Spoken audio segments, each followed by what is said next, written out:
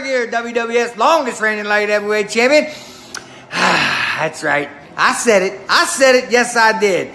And this is for all you YouTubers out there. You're first. That's right. You're first to turn into Around the Point. That's right, with Heel Steve. Heel Steve and Around the Point, baby. Just don't get no better. I'm Tyrone, and you now tuning into the Hill Stevens podcast. Because if you ain't tuning in, I'm fucking your girl, long dick style. And that's non-negotiable.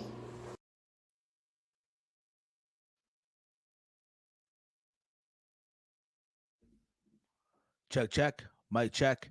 1 2 1 2. What up? What is going on, everybody? Ladies and gentlemen, it is Saturday night, late Saturday night. Not really. Depends really where the fuck you're at. But, ladies and gentlemen, this is another installment of Around the Point live here on YouTube.com. We're also available on other platforms. We're available on twitch.tv/Around the Point. And we're also available also live on Facebook, on the Heel Steven page as well. But if you guys are new to the YouTube channel, if you're new to the YouTube channel, hit the subscribe button down below. Hit that subscribe button down below. We just hit 2,000 YouTube subscribers on the YouTube channel. And let me just say the following to all you guys out there. Let me just get this out of the way real quick. I just want to say the following real quick. To everyone out there that I have worked with over the years, to everyone that I have annoyed along the way, thank you. Thank you for making it happen. Thank you for letting yours truly finally hit 2,000 subscribers before Thanksgiving. And to all, and again, I love you all. I love all of you out there. And to all of you out there that are pressed by this, because there's some out there there's some out there, for whatever reason, they're pressed by this. They feel some type of way. I love you too. You're awesome as always too. But again, you guys are so fucking awesome, and all that fun stuff. But you guys already know the vibe. It's me, it's Steve, and I am not alone here. I'm here joined all the way in Detroit by the good brother himself, all the way again in Detroit, the one, the only, the man with the golden charm, Big Mike. Big Mike, what's going on, brother? How you been? Yo, what's going on, Steven, man? It's a beautiful feat, man. 2000, man. I was here 5 years ago. Can't believe it's been 5 years that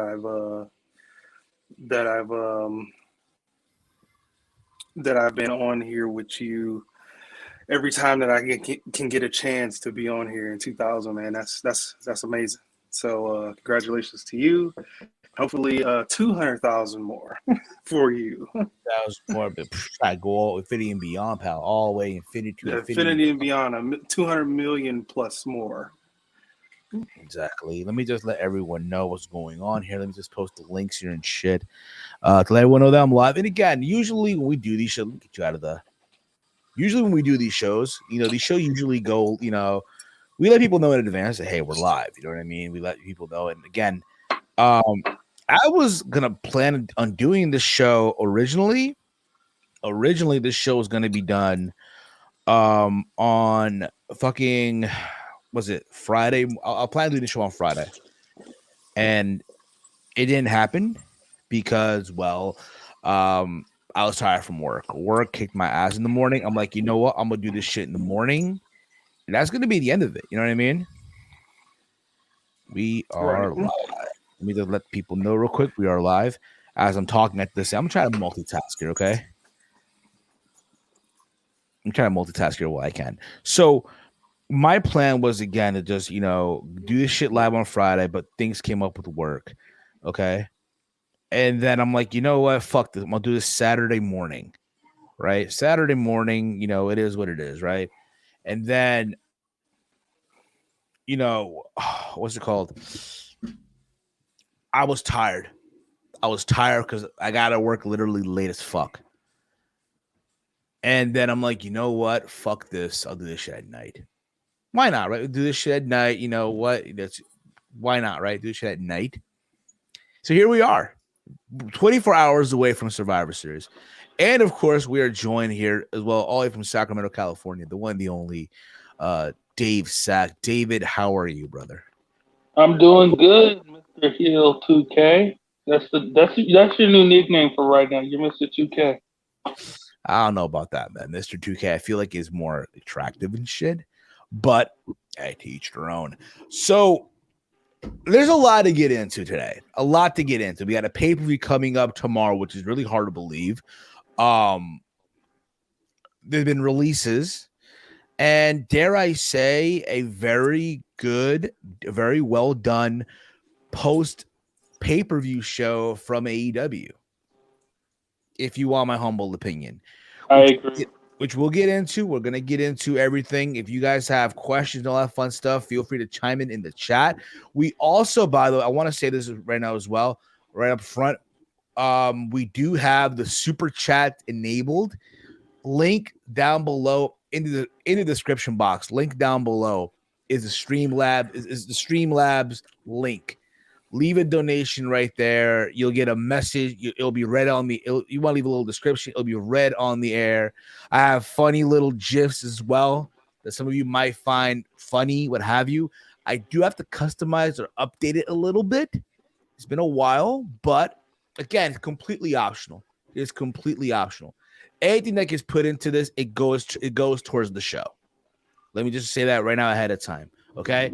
But again, it's completely optional. Ways to support the show, again, is by subscribing to the YouTube channel, checking us out on Twitch, twitch.tv/aroundthepoint. We are trying to also become a Twitch affiliate. Also, we have a Facebook page, facebook.com/HeelSteven. Check me out there as well. All that links in the description box below, okay?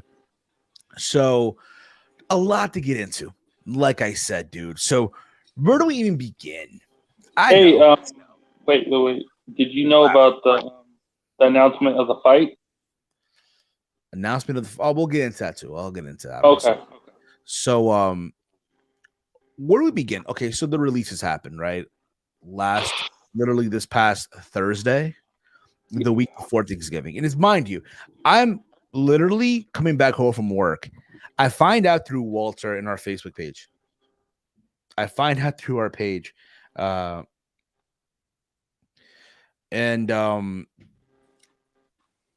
What's it called? I find out through Facebook. Walter lets me know, hey, your boy, posted this link, whatever, the releases, and I see the list, right?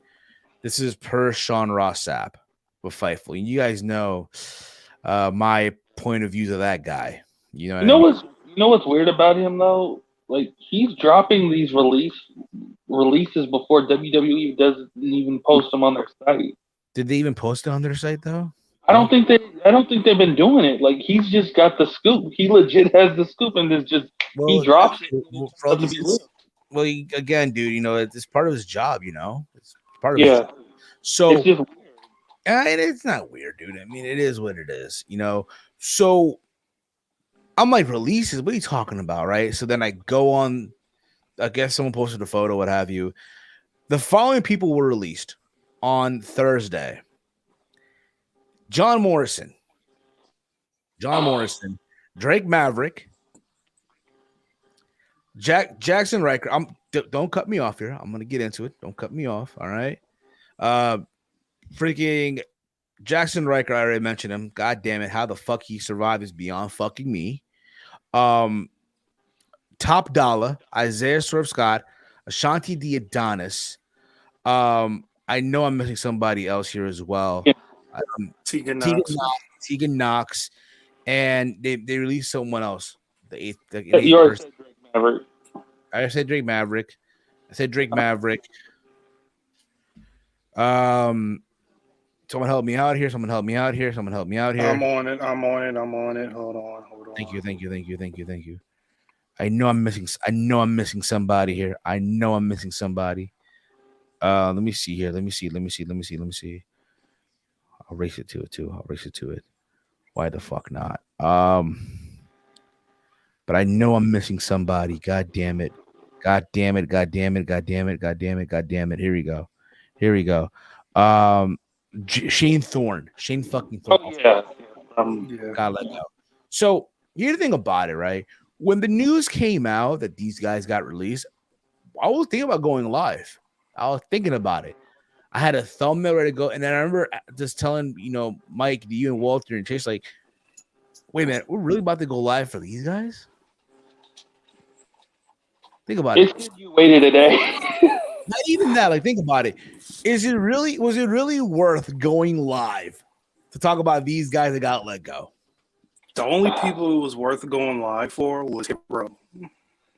You know what I mean? Well, because everybody else wasn't a shot. We kind of figured that Morrison was on his way out because of Miz and his wife got released. So it was like, okay, he's probably on the chopping block.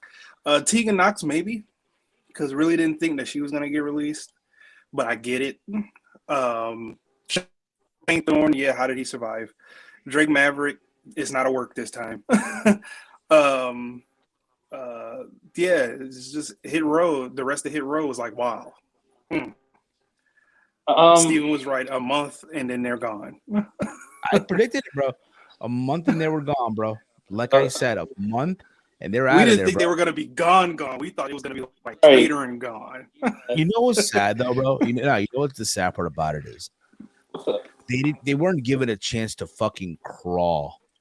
Nope. A lot of these people weren't. A lot of these people weren't given a chance to fucking crawl. And now it's making it bad for others that get called up because all people are going to say is, well, in a month you're going to get released.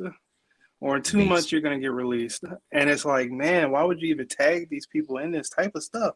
This is their livelihood. Yeah, I might joke around and say, oh, they're not important. It's just for on TV purposes. But for real life people, this ain't fun. This ain't fun for them to be mixed up in this type of stuff. It's not fun at all. It's not fun. It's sad. It really, really is sad. But it's like I said before, man. At the end of the day, this is not the first nor the last time. There's going to be more releases happening. I just think it's sad because there's some people there that really weren't given the time to shine. Really weren't given the opportunity to show what they could do. At the same time, you can make the argument that there are some people on that list that's like, really? How the fuck are you? You know what I'm saying? So let's be honest here. With Tegan Knox, she was injury prone. I'm sorry. The way it is with Tegan Knox, yeah. No, I'm sorry. And again, with them now going with this new NXT, she was not in their plans. Let's just be real about it. I know she can go. I know she's talented. I know she's beautiful. But the reality is, she's injury prone. There's nothing happening there. I'm sorry. There ain't nothing happening there. For someone like a Shane Thorne, I'm sorry, bruh. After you were fucking slap dick or slap whatever the fuck his name was, that was it. You know what I mean? There was no retribution there. Oh yeah, he was in Retribution, wasn't he? He had the hockey mask. Yeah. Oh man, another one bites the dust. Oh man, absolutely, bro. Other one, crazy. The last time I said I won't be surprised, it was Morrison, and I feel bad because it turned out to be true, but now I'm thinking Dijakovic. Have they been using him lately? Mason and Slapjack. Mason T-Bar are on two different brands. T-Bar. Slapjack was the release guy. Yeah. right. So, T-Bar or Dijakovic, he's still on Raw, I think, and he was getting his ass beat by Priest for 2 weeks. Like he did because now they gave Damian Priest that Two-Face, like the light switch turns off and then he's a badass gimmick. And so like he beat him in a street fight, but I'm just like, how old is he? Dijakovic is like 34 He's 30 something, and it's not early or mid. Yeah, okay. Because I was about to say, if he's at least 35, he's not drawing. That's a sign right there. And then but Mace, I think he's still young. He was this green dude who gets F5 by Brock Lesnar, then shows up in Retribution. So I don't know, but I just got this weird feeling like a name like that I won't be surprised about if this continues by the end of the year. Big facts. You will not be surprised either. So from there we go on to John Morrison, which is again, it's one of those things where it's like, bruh, he was the moment Miz went on fucking Dancing with the Stars.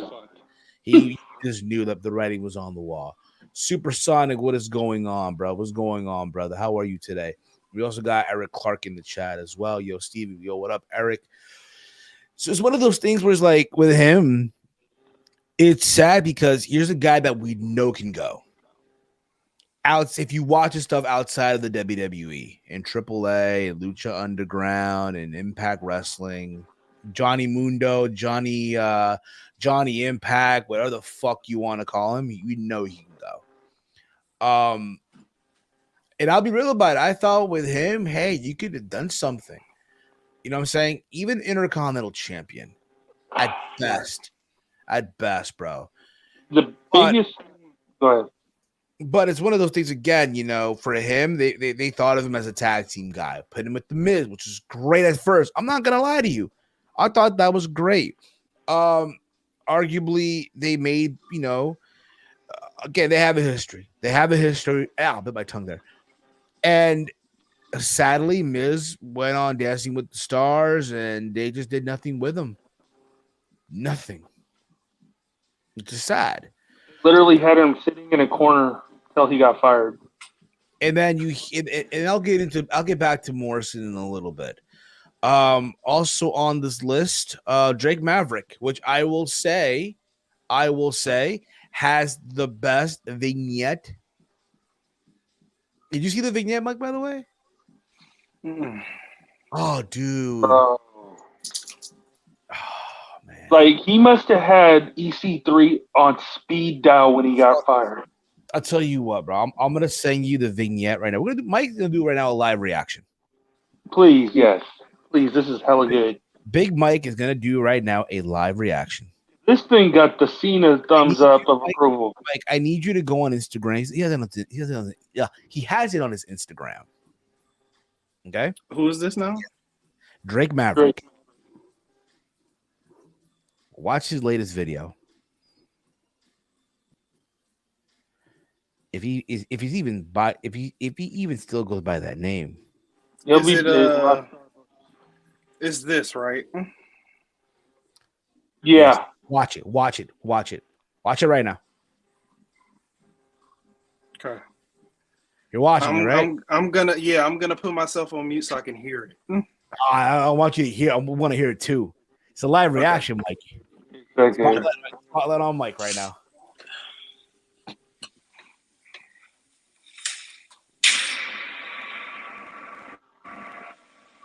There he is, Mike doing the live reaction, guys. To Drake Maverick's vignette post release.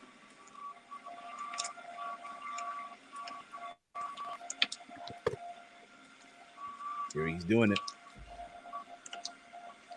I'm pausing it. I just want to ask a question first before I continue. Is this him turning back into Rockstar Spud? Just watch it. Just watch it, dude. Okay.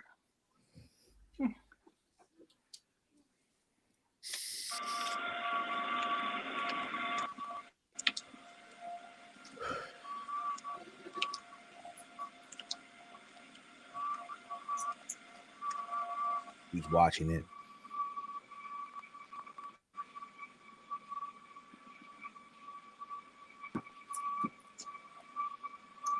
Mm. Look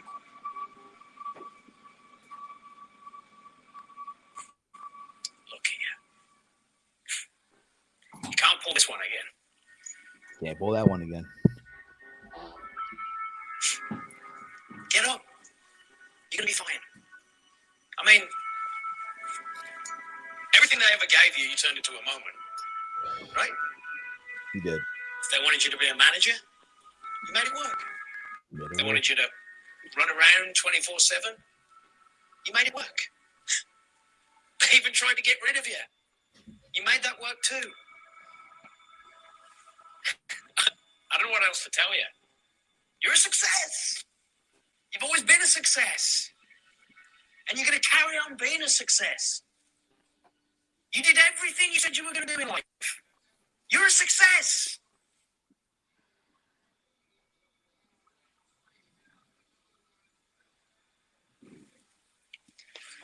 Look at me. Look at me. Hey.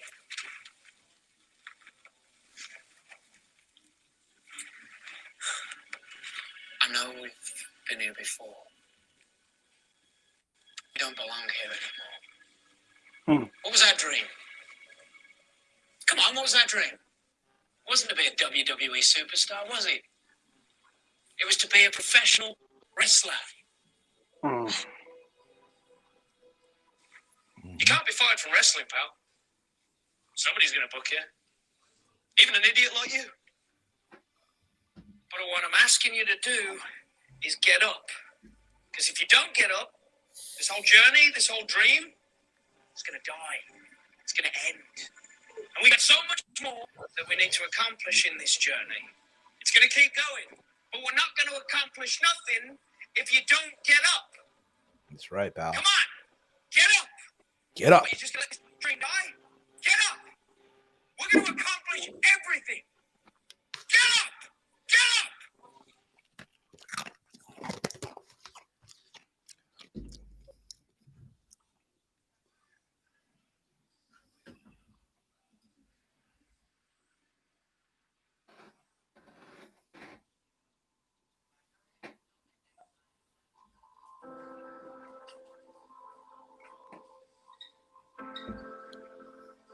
It's crazy, right?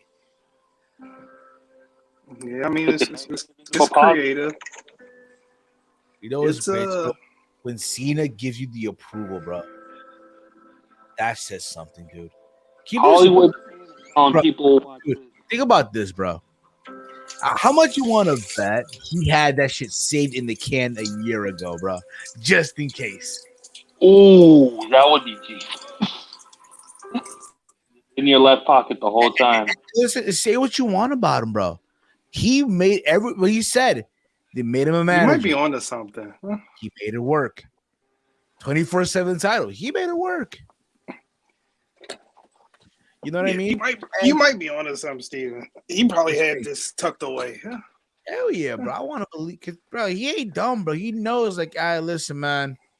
The moment he's back on the main roster, you just knew, like, yeah, man. Do you guys think that was him by himself, or do you think like he is like that had like that EC3 little production little thing? I think Borash. I know him and JB are still tight, so I want to believe Jeremy Borash has something to do with that. Okay. In some regard. Is he with WWE still, or? Yeah, dude. Yeah, dude. You know those cinematics that WWE did over the couple years ago, right? All the stuff NXT, the lead, the party and Wyatt and the compound. That's all Borash, dude. The fucking the graveyard graveyard match that they had at WrestleMania. I bet. What do they call that match? The fucking the graveyard match, right? The boneyard. Yeah, the boneyard match. Yeah, all that was Borash, dude. That's all Jeremy fucking Borash. But even someone like him, dude, listen, he had a second chance. That's big. That's not everyone gets that type of chance, except if you're Daniel Bryan. The great thing is, he didn't blow it. Yeah, he didn't blow it. He did not blow it at all. Thank you for correcting me, Supersonic Boneyard. Correct. He did not blow it at all. So, and I'll give him that. You know what I mean? But you knew, like, bro, that's all they really saw in him was the NXT guy. Cruiserweight division, that's it, bro. Basically, and again, for someone like him, dude, I don't know what the scene is in the UK, but him going back to the UK, dude. And not to mention Money in the Bank 2020. He's gonna stay statewide. But you can't tell me, dude, someone like him. But again, with things getting lifted again. And I know the UK scene still is feeling the effect of the speaking now movement and all that stuff. But you can't tell me him going back to Progress, someone like him, right?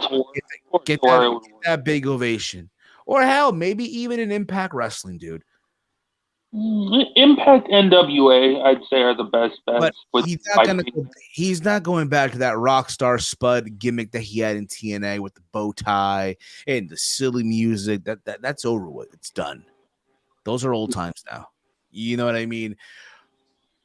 Let's continue with this list here, because then we're gonna get to the juicy, the Hit Row. All three members of Hit Row: Top Dollar, Isaiah Swerve Scott, and Ashanti the Adonis, all gone from WWE. And here's the thing about it. A lot of people have been going back and forth about this, right? That you can make the argument, yes, again, it's unfortunate that these guys weren't even able to crawl before they were able to walk on the main roster. They were doomed since day one. They released BFAB not even a week in. I still don't get that. And they were lost in the shuffle after that, right? And I think what didn't help was the fact that Top Dollar on Twitter would say, and again, there's a tweet that he said to stop comparing them to everyone else. They can do promo, they can work, and all that shit, right? And that now is coming back to haunt him. You can even make the argument, and I don't know, again, I could be wrong on this, right? But I really want to believe, because again, there was a report. Apparently, they were on Busted Open Radio. They were on Busted Open, all three members of Hit Row. I think it was more Shanti and Top Dollar. I'm not really sure of Swerve, but it was just them two. Okay, so they were talking about how they were supposed to be booked for Survivor Series in some capacity, right? There were talks of them being part of the DLC package. All that's gone now. All that's done. Ain't that crazy? That broke my heart. That broke my heart, man. That broke my heart too. But at the same time, you can make the argument that Top Dollar did this to everyone. I said this last night online, and I kind of believe it. Like you know how MJF basically plays his gimmick 24/7? Yes. I think the thing with Top Dollar on social media is that's him trying to do that exact same thing, and he failed. I'm not calling. It's not that he failed. No. I'm not. I think that's him. I think that's him in real life, because that's how you just brought up. That's how you just brought up. Again, you're not. You just don't bite your tongue. No, you again. No. I understand that, but it's just like it's one thing to like how he would take shots and stuff online. Okay, but it's like to take it to the level of using your gimmick to do it. You have a disagreement with the Young Bucks, so you make a diss track. My homegirl gets fired. Let's make a music video. So it's like these were things that were actually happening, and it's like if he was just, I feel like those are successful things that you could pull off if you weren't with the company already. But the fact that you're still there, that could, like, I'm not trying to defend WWE, but I'm looking at it from somewhat of a business perspective. It was like, bro, like, you're asking to join, like, there's certain things that I'm not saying don't be outspoken, but do you kind of understand where I'm coming from? Yeah, I get what you're saying. Hold on, Steven, but going back to what you were saying about the MJF, the comparison of him turning it on 100% all the time.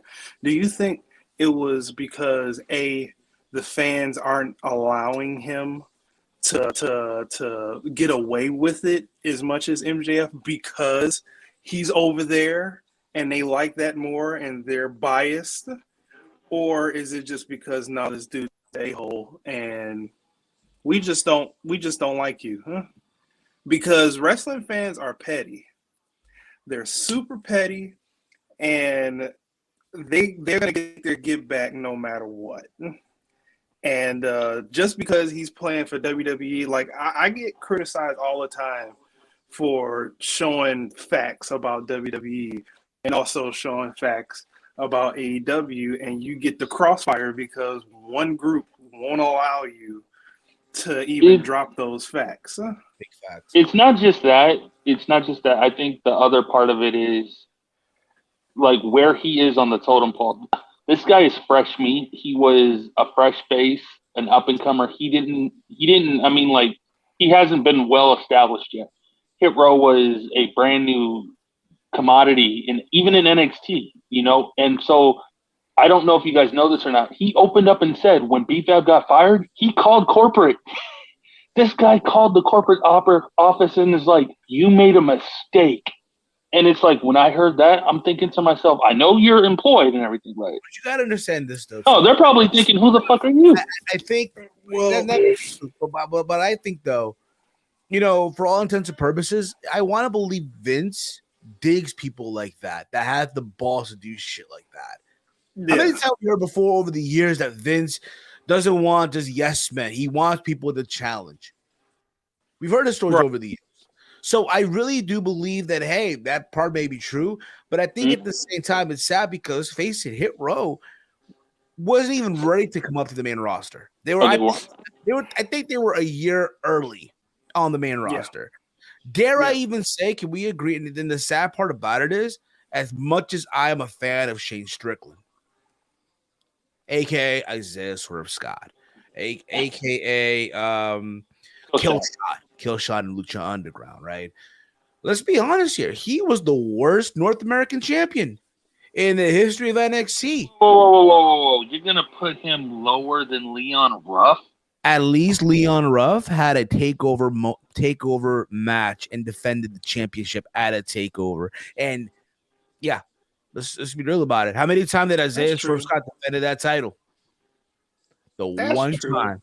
And he won, and then he lost the same night.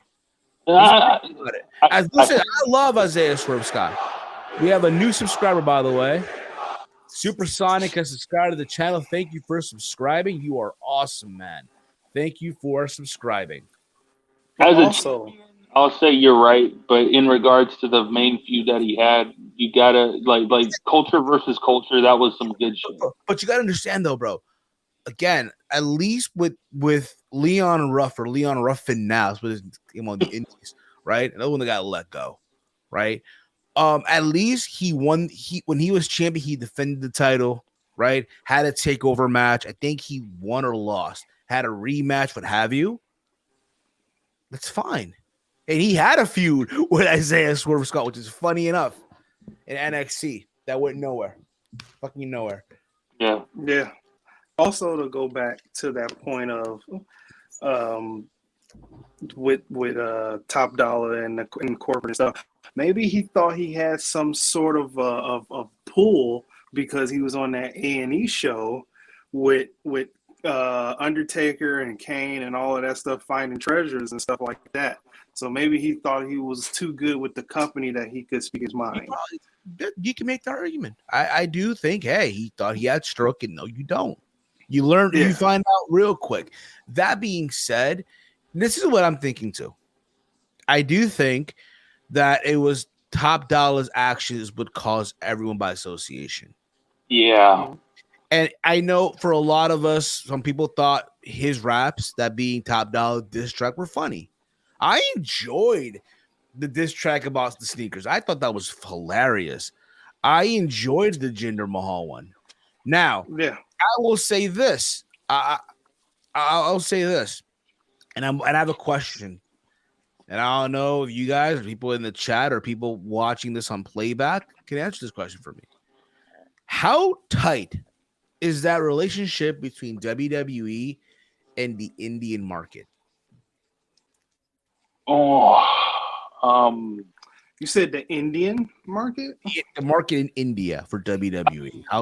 How big is that market? How serious do WWE take that market, if you will? I mean, they've given, even in pandemic times when they couldn't go to Saudi Arabia, they dedicated an entire pay-per-view. I really think, dude, what happened here, listen, the rap that Top Dollar did on Jinder and Shanky, they had that Indian beat that was on a Jay-Z song many, many years ago, right? I do feel this is what probably happened, that the folks over in India, the partners in India heard it, and they got upset about it. So you thinking the release could have possibly been Like, some did it, not like, cancel culture, but like like they didn't want to do it. They didn't want to let them go. They thought, but okay, now we have a reason to let them go. That is a reason why you pissed off one. When did this drop? The drop Last week, bro. Where you been? You didn't hear it? like early last week. I always end up watching like Raw and stuff like a day or two later. So it's like, I've never heard of this track. Gender, and that other guy. I don't know his name, so I'm just calling the other guy. Janky. His name is No, Shanky or Janky? Bro, how the fuck did Gender and Shaky still have a job with WWE? That's what I want to know. People, I'm like, bro, like I had to remember in the back of my head yesterday. Lacey Evans is still employed, and all these other people got fired. No, I know, but there are people. But it's like I would not be surprised for Vince to fire a pregnant woman. He fired a man on his wedding day. You know. Well, technically, no. Well, let's be real about it. He didn't fire him. I'm sorry. I don't. He sent in his papers on his wedding day. Listen, to be fair though, that he walked out first. He quit. You got a point. When you walk out, you quit. Remember that. And when you quit, you can't file for unemployment. People remember that. When you quit a job, you can't file for unemployment. Yeah. All right. I thought you motherfuckers know. So with that, it is one of those situations where that's what I feel like what happened. Like, yo, the rap came out and the people, the partners in India got upset about it. They got offended. And WWE, when they were going through their list of who to let go, right, randomly, right, they didn't want to put in Hit Row, but that was the reason. That gave them a reason, if you will. That's targeting a whole demographic. But again, you gotta understand, bro, how WWE, again, they're trying to keep tight these partnerships, these relationships. You got to keep that in mind. That's what I feel happened. Again, Top Dog did it himself. But at the end of the day, who I feel bad for more than anything is Isaiah Swerve Scott, a.k.a. Shane Strickland. When I first heard about the releases, before people were talking about the whole thing of Top Dollars like possibly being the reason everybody got let go, I thought it was actually the other way around because of how the new vision of WWE is going to be. I thought they got rid of Swerve, and everybody else would have been like dead on arrival for staying. They got rid of everybody. No, I know they did. I feel bad more for Swerve. I do, but I never really. Again, first of all, why would you name a guy Ashanti? Is that his real name? No, but think about it though. Anyone that knows music, Ashanti, arguably probably one of the best women R&B artists in the game. Thanks. Right? See, my days are cold without you, and I'm hurting while I'm with you. That's how it's about. And I'm hurting while I'm with you. Right. And see, my heart can take no more. I keep on running back to you. The saying that. But point is though, right? And she's still beautiful, by the way. How old is she now? Like, I think she's pushing 40. Fine one. Still get it, bro. She still gets it, bro. Still gets it. Anyway, not 40 already, but yeah. But you kind of get the idea, like, bro, why would you give him a woman's name? I get it. There's some people that there's guys that are named Terry. Hey, Terry. Hey, pal. Hey, pal. Terry. I don't know you're not feeling good, Terry, but I got a proposition, pal. I got this guy here. He is the tribal chief, Roman Reigns. Roman Reigns, yeah. You know what I need you to do, Terry. WrestleMania. I'm planning a match. You and the tribal chief. You're gonna take 9. It's gonna be. Don't worry. It's gonna be a 3-minute match. You're gonna take probably 2 minutes and 30 seconds of his offense, and in 30 seconds, you're gonna, get up back on your knees. You're gonna hulk up a little bit. You're gonna do this little shake, and then you're gonna point at Roman and do no, and then the 3 punches throw him into the rope, drop the boot, drop the leg, and yeah, hey pal, it's over. New champion, pal. That's how we're doing at WrestleMania, pal. We're gonna end up with playing real American. We're gonna have the American flag, pal. The American flag of the United States of America. Crazy. I know that Vince impersonation was terrible. It needs work. Hey, pal. But anyway, but with Swerve, you know he's gonna be okay. Almost deaf, but I And think now they're gonna want to stay as a crew. And it's sad because someone like him is like who I really wanted to see shine out of everyone. That's the one guy. Like it reminds me back when the Wolves in Impact. I said the story before. When they had their tryout, I was more happy for Eddie than I was for Davey. There you are with your cool grades. Lick him. Did you wear them already? Yep. So you can't even do that no more. I can't lick them, bro. They touch the soil. You better take care of it, pal. But better get that rejuvenator, pal. Get that rejuvenator. Yeah. So that's what I feel bad for more than anyone out of that group, right? I heard that he had a podcast that WWE picked up and actually put on the network. Yeah, Swerve. Yeah. So and like he was really he was showing a lot of loyalty to the company, a lot. And so like to kind of nip him in the bud, man, it's tragic, man. It's tragic. But someone like him is gonna be okay. I'm reading the comments here, by the way. Swerve is better off. Thank you, DHF. Smoking trees. All right, my man, smoking trees. That's fact, Steven. Thank you, Supersonic. Leon Ruff, Gargano, and Damian Priest was great. I remember that too. It was fucking great. What killed NXT more than the other? The pandemic or AEW? The fans. Anyway, so I mean, with Swerve, let's be real about it. He's gonna be okay. I know there's also talks of what if Tony Khan brings up the entire group of Hit Row, which I would not be opposed of. I would not be against, because again, I feel like they were fucked over big time, all because again one guy decided to do a diss track. But I think at the same time, for someone like Top Dollar, bro, he stuck to himself. He stayed the course. Yeah, if they do go to AEW, have them feud with whatchamacallit, the other rapper dude. The Acclaimed.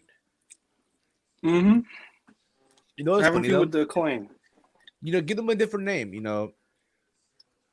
them a street name. Yeah, call them Death Row. Get the right from the firm. Who owns them now? Hasbro. Call them the firm. They own. Are you serious, Hasbro? Death Row? Yeah, you didn't know that? They bought Death Row like 2 years ago. Dude, I'm behind on so much stuff. Like today, I posted on Facebook in my stories. I just found out that the pedigree is actually in the shape of an H. Awesome. Wow. So interesting. So there's that. Also, speaking of H, Triple H was spotted. I think this week he was being taken a tour of the new headquarters. So good to see him moving again. He got robbed, bro. Let's just admit it. Him getting sick was the worst thing to happen to him and the best thing to happen to Nick Khan and Johnny Ace. They robbed this motherfucker of NXT. Hey, bro, here's the thing. It wasn't his company. Here's the thing. At the end of the day, people don't remember this shit. Yes, Triple H operated. Vince funded. Thanks. Remember that. When you say remember when y'all motherfuckers say that, Triple H was robbed and fucked over and all this shit. Remember that. Remember that shit though. Remember that. All you motherfuckers, remember that. Triple H visioned. Triple H viewed. Vince funded. No other people gonna tell you that. Because they don't want to give the credit. They don't want to admit that shit. What happened, Mike? Here's the one thing about that.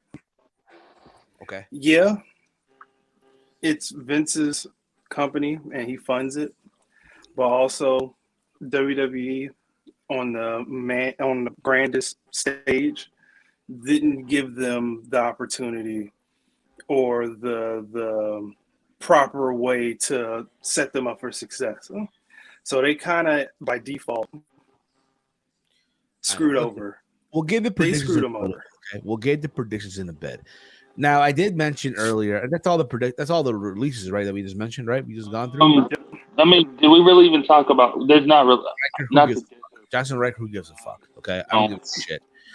Whatever. But I will say this, and what I mentioned earlier, John Morrison, right? So all releases happened. His wife, Taya Valkyrie, the former Frankie Monet, literally went on a Twitter tyrant. She channeled Rebby Hardy, bro. She basically channeled her inner Rebby Hardy. So it's like the spirit of Rebby Hardy abducted her almost, right? So this is basically what she wrote on Twitter. When all this went down on Twitter, when all this shit broke down, right? This is what she wrote in quote here, okay? Stop supporting a company that has zero respect for their talent. You love pro wrestling. Spend your money on the hundreds of other alternatives. This is wrong ethically. As employees, they don't care about us, talent or fans. That's what she wrote on Twitter. Right before that, she also wrote "fuck that." Let me find the tweet, Dave. Let me find the tweet here. Okay. Let me see here. Let's see here.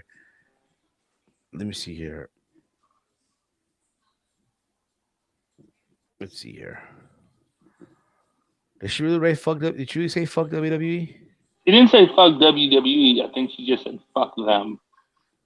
Well, yeah. She basically fucked them. It was like 3 tweets. It was like 3 tweets. It was like a lead up to that big tweet. Yeah, and then she wrote here. She might have deleted those. She might have deleted those. Got fired. Let me see here. If I can just find it. God damn it, yo. I wish I was more prepared for this. I'm sorry, guys. Okay. I apologize. But I'm trying to find the tweet here. My husband got fired. This is why I'm saying this. I'm speaking my truth. I'm sick and tired of people treating us like shit. In 2 weeks, we lost both our incomes. Before the holidays, I'm allowed to feel how I do. If I remember correctly, she has a clothing brand. That too.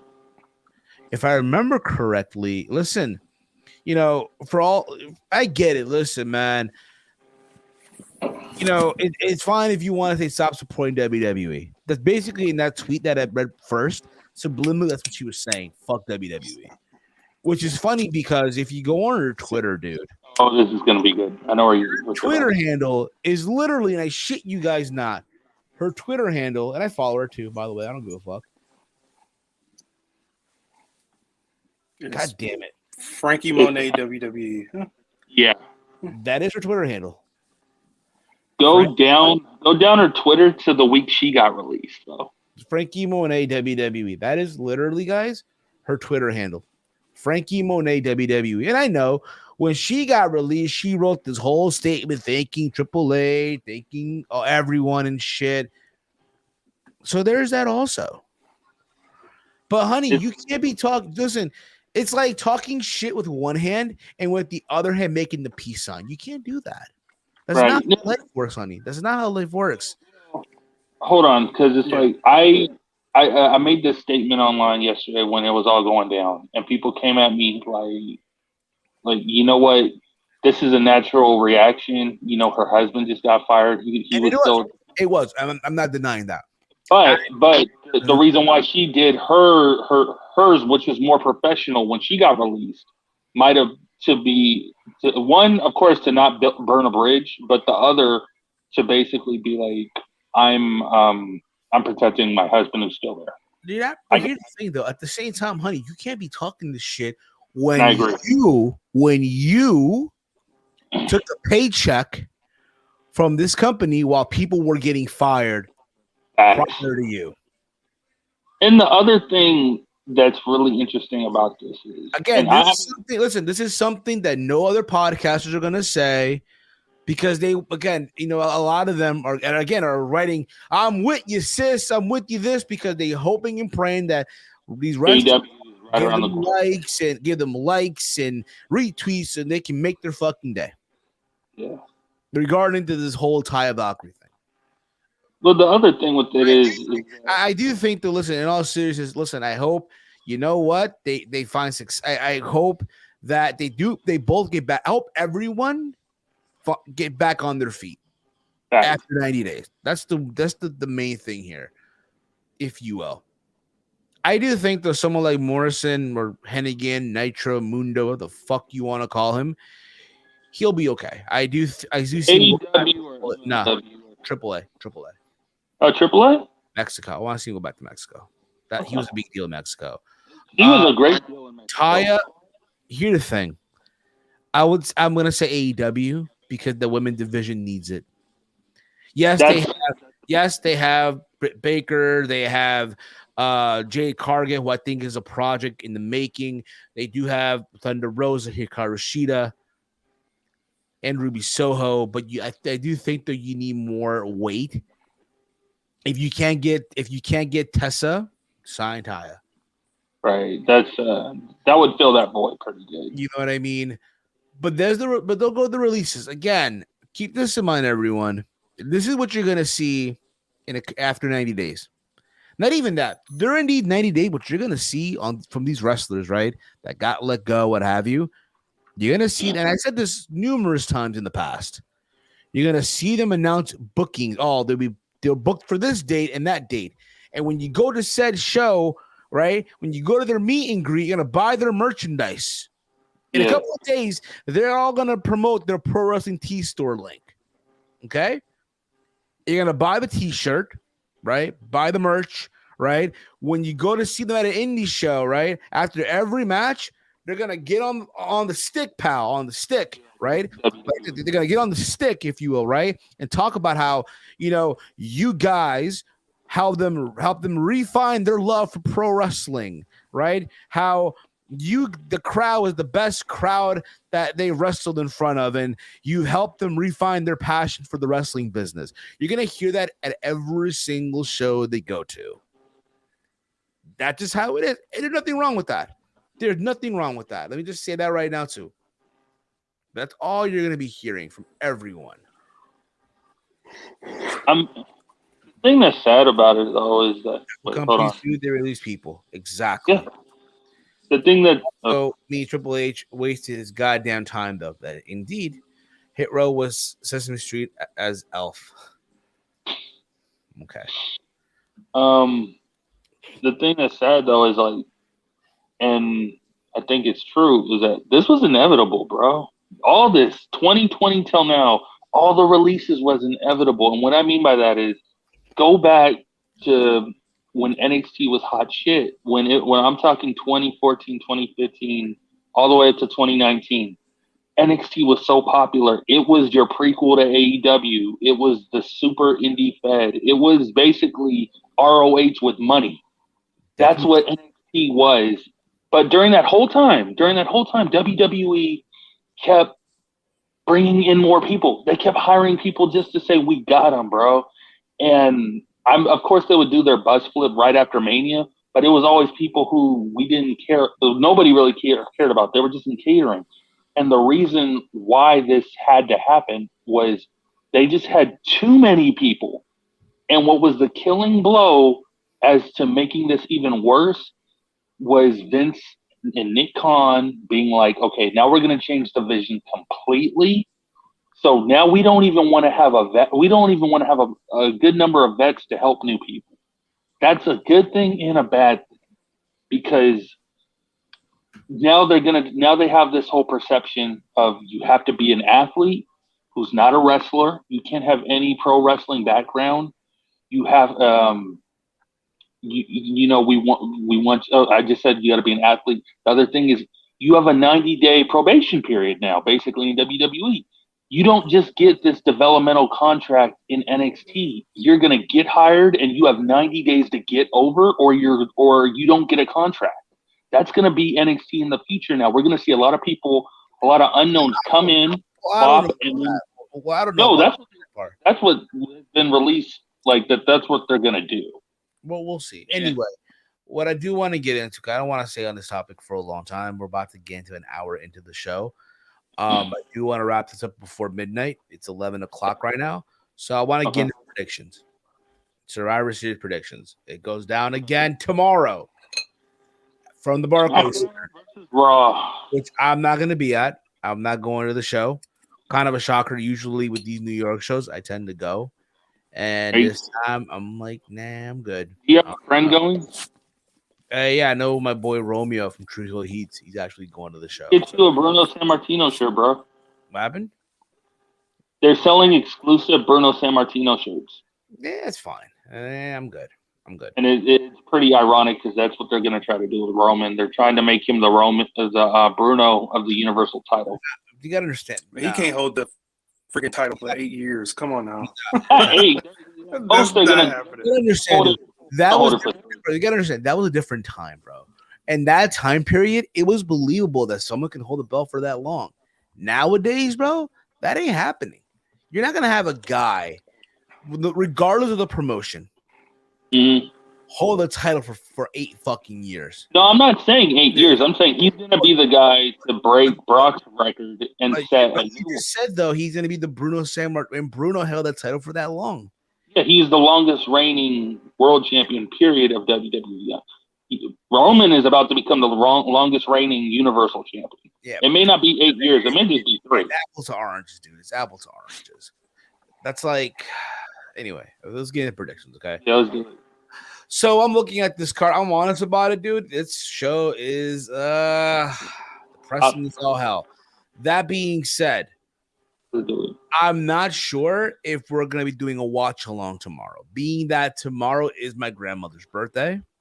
My dad's. So we're throwing her a dinner. I don't know what time I'll be done. There's a possibility tomorrow that there might be a watch along. If there's not a watch along, there will be a review. It's one or the other. I'll let everyone know as we get close. I'll let everyone know.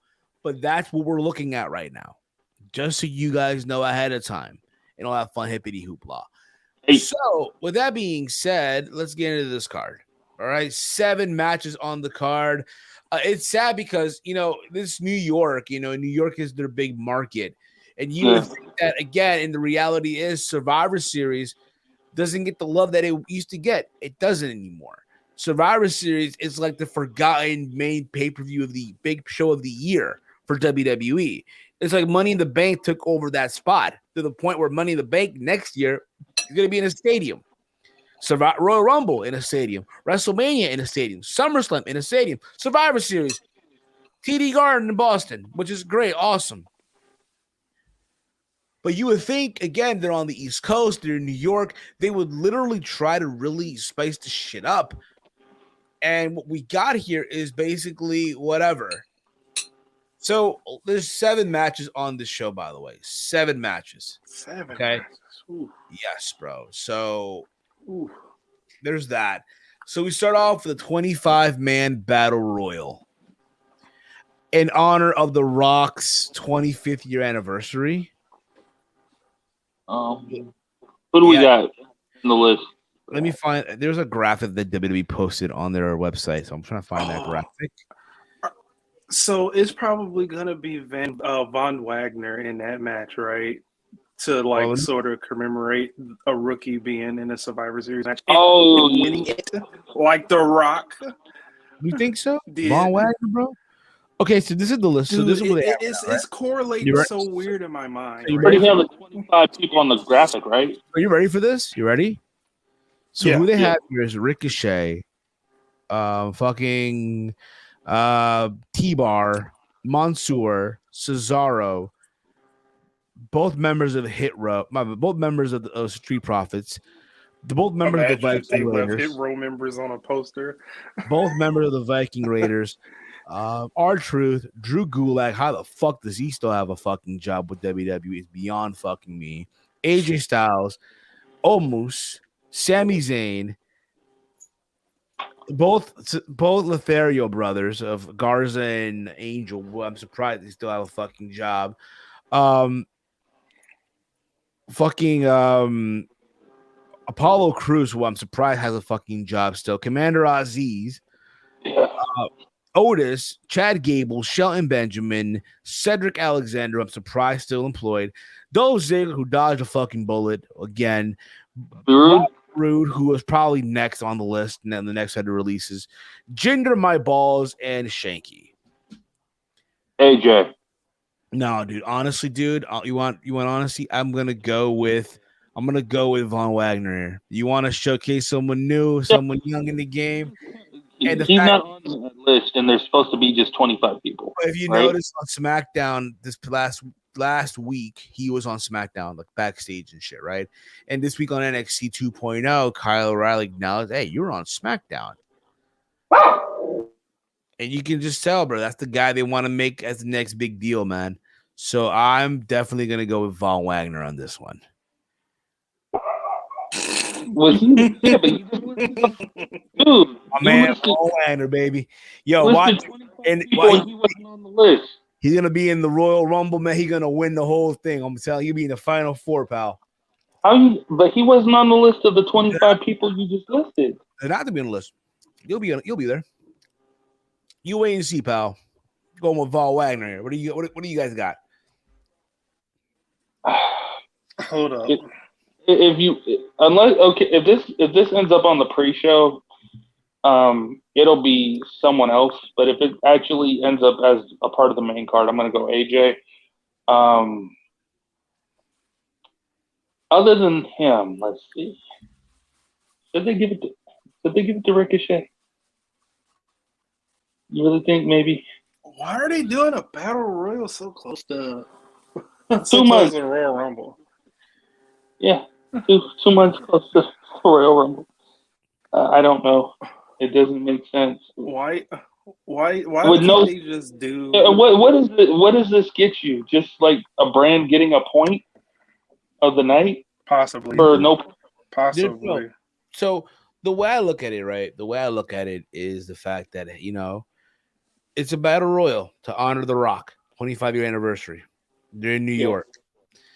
Lotharios have a job because they got rid of Lucha House Party. LOL.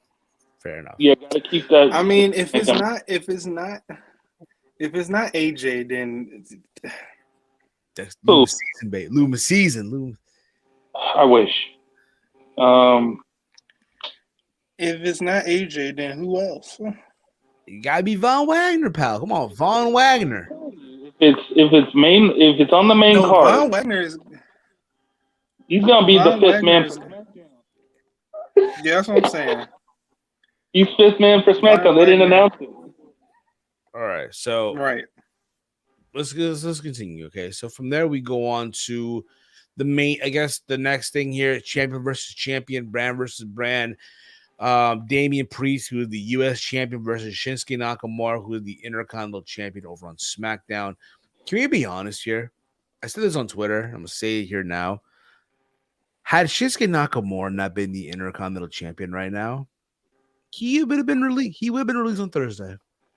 Yeah, this whole thing with. Let's be honest here. When you think about it, they used Nakamura to the best of. They got everything they wanted out of him. They got everything they wanted out of him already.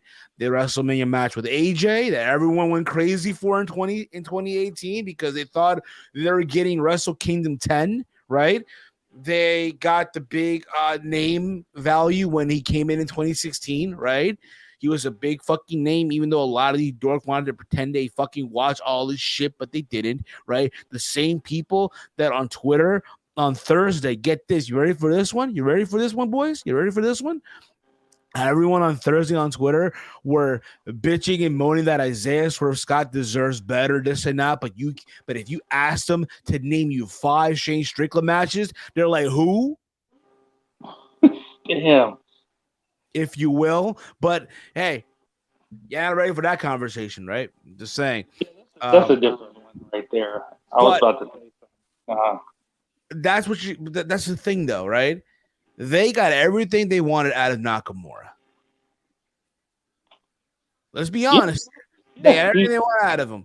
Now he's just cruising for a paycheck, bro. That's like he's cruising for a paycheck. He probably moved to Florida and he loves it. And for all you guys out there say, "Oh, he deserves better. He should go back to Japan." Why? So he can kill himself out there?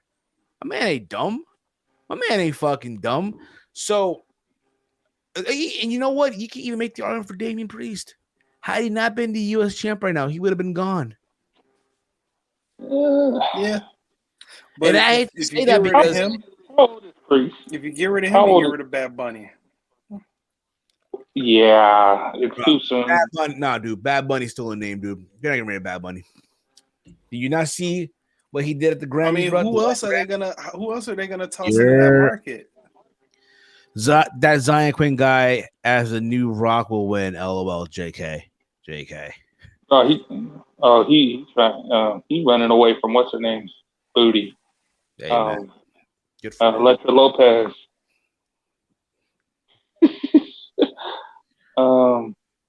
You know she's married in real life, right? To like a bodybuilder.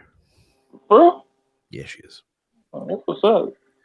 Good for her. Now, I don't know who to pick on this match, though. I think it could go either way. I think maybe I'll have to lean more towards Damian, only because he just had a character change, and they're really going to establish that, whereas they spent months establishing this whole thing with Nakamura and Boogs doing the rock and roll entrance.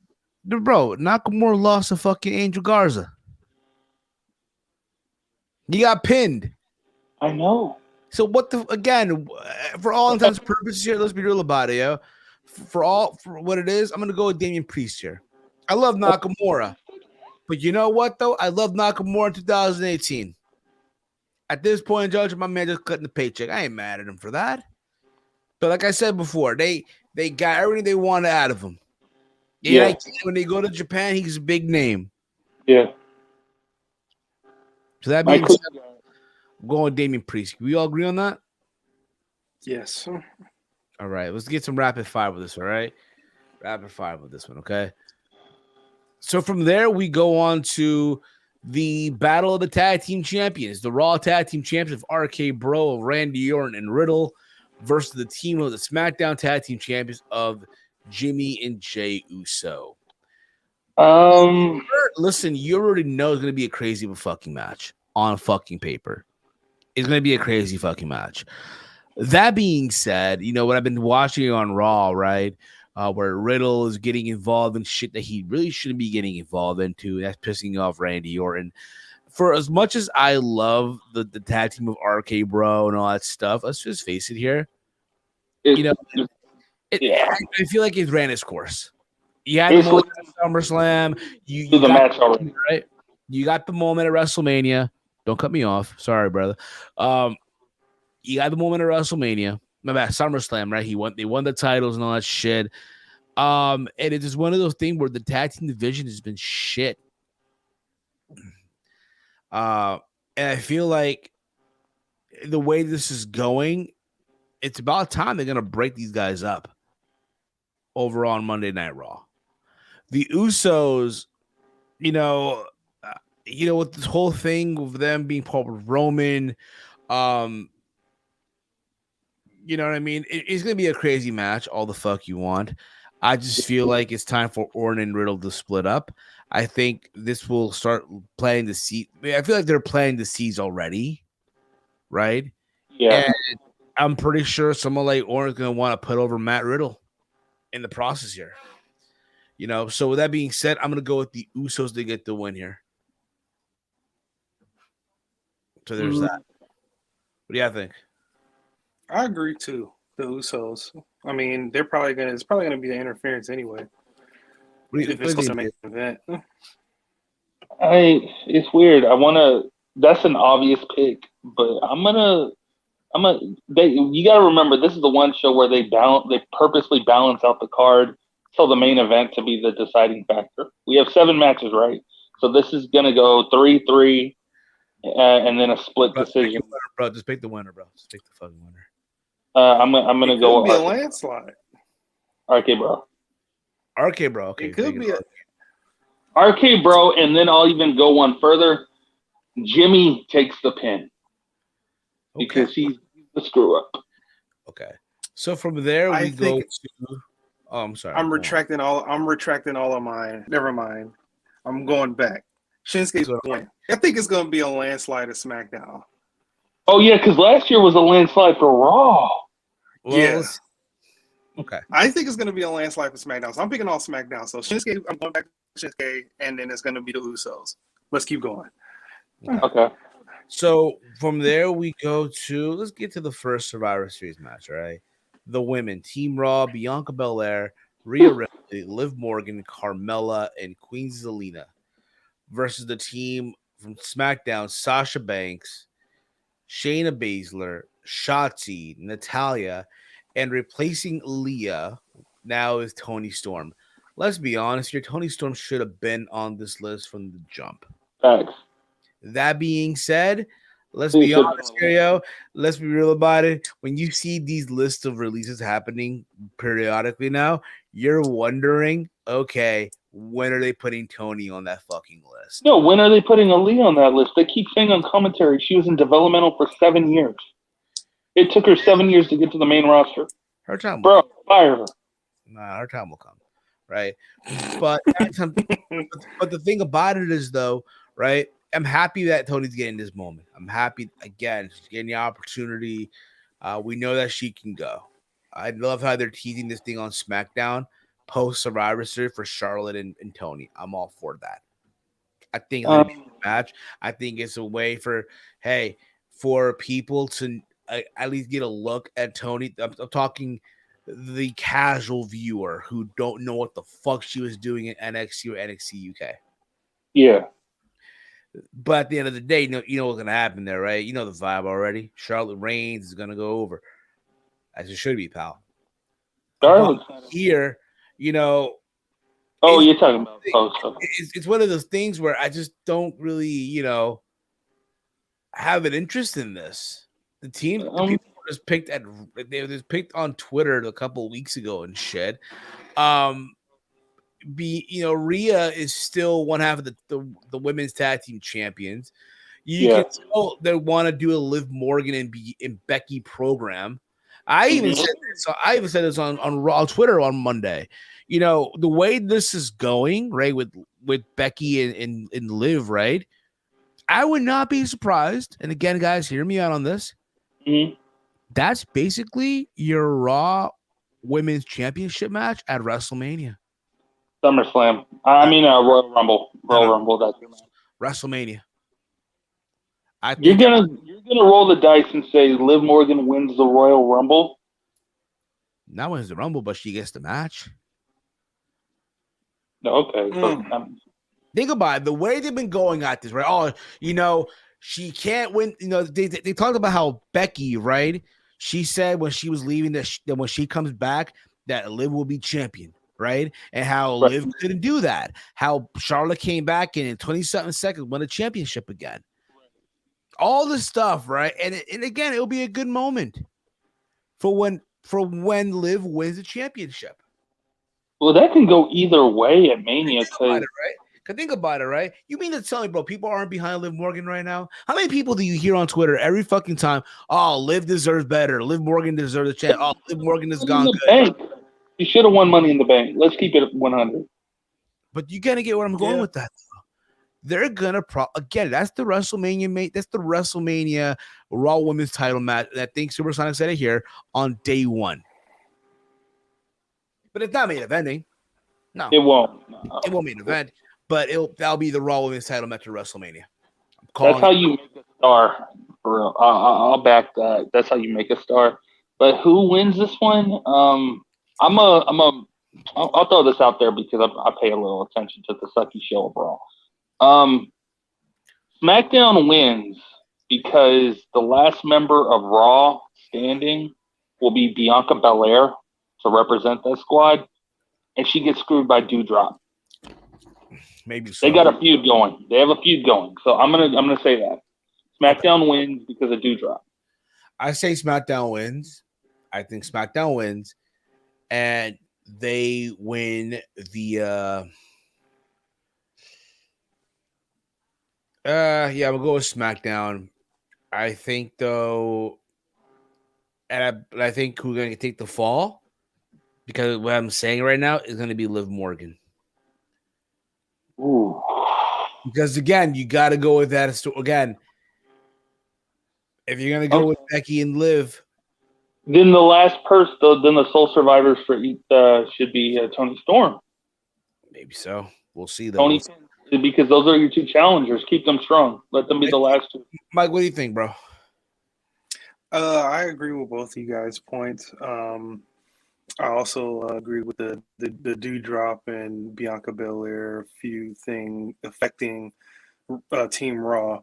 I also feel like the feud of Becky and Liv affects Team Raw. Even though Becky is fighting Charlotte, but I feel like it affects Team Raw with her being in there. There's a lot of screwy things that can happen between Team Raw more so than Team SmackDown. So Team SmackDown is taking this. Like I said before, Team SmackDown is running away with this thing. They're just gonna be running away with this thing.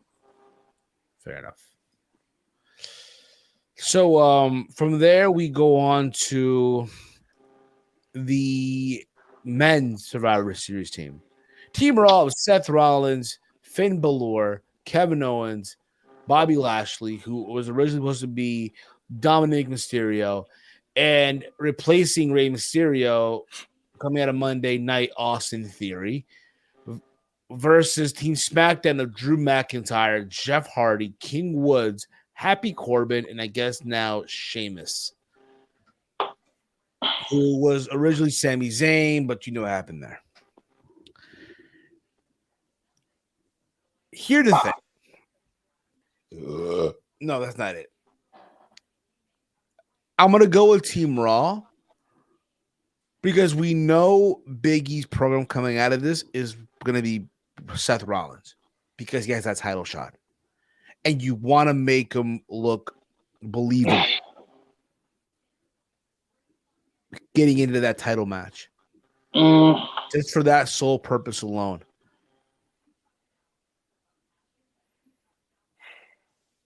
How do I say? Mike, go ahead while I'm trying to figure this out.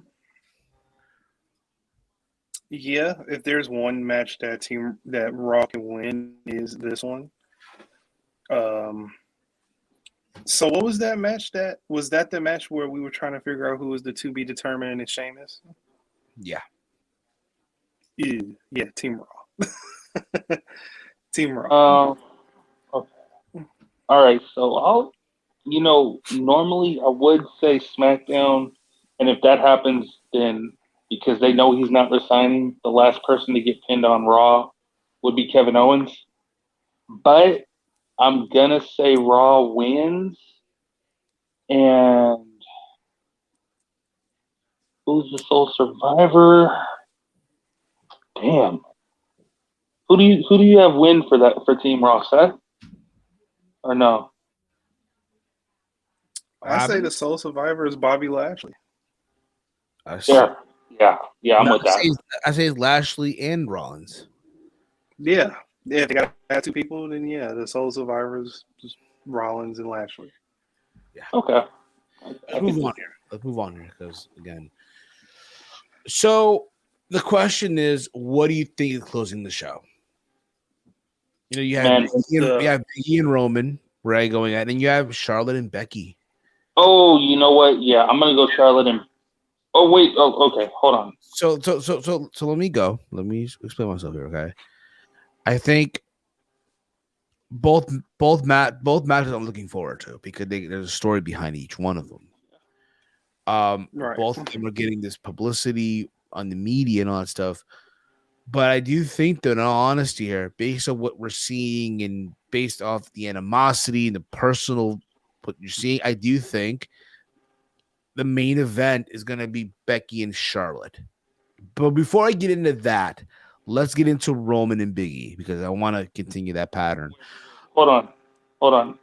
I will agree with you that the women close unless they spend the entire night of Survivor Series celebrating The Rock. If they do that, well, you got to remember, dude. They named the Battle Royals named it's the 25th year anniversary of honoring The Rock. I know. I'm saying if they outside of that match, if they continue to show highlights of The Rock, we don't know that yet. But here's the thing, and we don't. Here's the thing: if Rock is to show up I don't think he will, but if he is, then I think Roman and Biggie will close. That's the thing about we don't even know, right?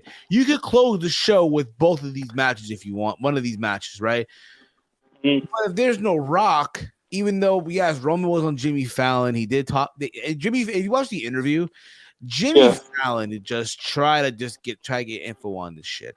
You can tell, and mentioning Rock, right? But at the same time, though, you would think if you're WWE, right, knowing that they're in New York, they would have been promoting The Rock on this show. You're not gonna have Rock as a surprise. Yeah, well, that's the mode they got to be in right now versus AEW. They're pulling out any surprises possible. I agree with Dave. A surprise of The Rock in New York would be right then and there, be excellent. That's how need you it right now. That's how you knock out Full Gear. You just end Survivor Series with The Rock. You don't, because for a lot of you, you got to rely on the old Fossil. You got to rely on young.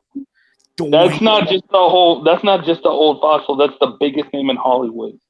Yeah, that's the biggest name in sports entertainment. Period. Right. So it's like you end the night with him. It's and tease a match at WrestleMania. But it's again, if the way this is going though, and I don't feel about it, I'm gonna go with again. We gave the first Biggie in Roman, right? Mm-hmm. I think it's gonna be a very big physical match. Let the big guys go. It's one of those situations where, we've been seeing over on Raw, right? This whole thing with Biggie and Rollins and Kevin Owens getting involved in shit. Over on SmackDown, it's basically Roman Reigns and him just calling rough shots against everyone, taking out King Xavier, ripping the crown and all that shit and the scepter. I would have loved to seen the New Day versus the Bloodline at Survivor Series. But they gave it to you on TV. I would have loved that. They gave it to you on TV for whatever fucking reason, so it is what it is. You're not getting that. You know, if there's talk of Roman and Brock, which you know they're gonna do. Roman and Brock is making his appearance on SmackDown in LA at the cryptocurrency arena. Apparently, no longer Crypto.com Center. Crypto.com Center, no longer the Staples Center. So there's that also. You know what I mean? I love Biggie. I think he's great. I'm happy that he's champion, but I think in this situation, he's not beating Roman Reigns, bro. He's not losing clean. I'll say that. I think there's going to be a shit finish where they both don't lose. It's a no contest. No. You got to keep this in mind, bro. You have Big E going into a program with Seth Rollins / Kevin Owens. You want your champion to look strong going into this program. You talking about that match. I agree with that. You have also Roman Reigns potentially facing The Rock or facing, Brock Lesnar again. Or maybe King Xavier, the way this has been going, right? So you want to make also Roman look strong, no pun intended. So I think here you have a shitty finish. And I think that's what happens. And with that doesn't close the show. But if Rock shows up, then the whole thing changes. However, that's what I see happening. Mike, what you got? I got a screwy finish for the world titles versus world titles. I feel like we get a tease from The Rock to end the show, but also we get a confirm of a last match for a while with Brock Lesnar and Roman Reigns at Royal Rumble, and Rock is 30 in the Royal Rumble to face Roman. You just going all in, like I'm going all in. Rock is 30 to win the Royal Rumble to face Roman at WrestleMania in Dallas on night 2. Well, yeah, if he main events, he's main eventing. Yeah, on night 2. I could do that. So that's what I see it as. Yeah, that's pretty much where I'm going. You can't get The Rock. You you already know the backup plan is going to be Drew. Drew or Brock. And I honestly, I don't want to see that, to be honest with you. I will say, because, okay, we know guaranteed that at some point, pay-per-view or not, the next pay-per-view, what, TLC in December? Or are they skipping it? No, wait, are they skipping? They're skipping it. They're skipping that. There will be no TLC. Day one on New Year's Day. Yeah, day right? one. Yep. Okay, so they're skipping TLC. They're skipping a month. So at some point, probably an episode of Raw, we're going to get Seth Rollins versus Big E. But that's just guaranteed. Now, if SmackDown wins, I'm thinking, going back to the men's match, I'm thinking who takes the final fall and loses for Team Raw? Kevin Owens. Why are we going back to Team Raw? Okay. Let me finish. Because he lost, he in turn costs Big E the match. Okay. Because because our boy Roman, he ain't afraid of some fuckery to win. He will low blow you. He'll take help from the Usos. He'll take help from Seth Rollins. As long as he stays one of the ones, the tribal chief. Yeah. Okay. Anyway. And that's storytelling. Okay. Anyway. Let's move on here. Well, I think we'll close the show. Charlotte Flair and Becky Lynch. Can I just ask, is this, in your opinion, is this all a super work? Was this all a super work? I think there's animosity. I do think that there's a beef there. I do think, though, Ric Flair tweeting at this is cringe as fuck. I do think, though, that these two women at one time were friends. And it's one of those things where, you know, when you heard the news when they had that altercation backstage and all this shit, I said that, you know, for Charlotte Flair, it's one of those situations where, you know, you did everything. Let's be real about it. Charlotte Flair, I don't give a fuck what anyone says. She is the top women's star in that company. She's the Tanahashi of the women's division in WWE. Nah, bro, she's Okada. She is fucking Okada right now. Whenever you need to rely on a woman to hold the title, you go with her. Now, bro, Charlotte is Okada. They have Okada in a high value. They view him high in Japan. Okay. Charlotte Flair is basically the GOAT right now. Of that, would y'all agree with that? Yeah. Right now. You know what I mean? Yeah. With that being said, you know, I do feel like there's beef then. And, you know, you can make the argument that, hey, Becky outshines Charlotte in the lead up. But you know what I mean? Because we didn't know how big the whole man thing was going to become. If that punch didn't happen, she was going to lose at Survivor Series as a stepping stone to Ronda versus Charlotte. We all know that. Yeah. So with that being said, I'm intrigued. I want to see what the fuck's going to happen. Are they going to shoot on each other? Maybe so. Maybe so. I do think, though, and this is my honest opinion, for all the shit people give Charlotte Flair, I do think, in all honesty here, shit hit the fan. I think Charlotte knows how to defend herself. Okay. If you will.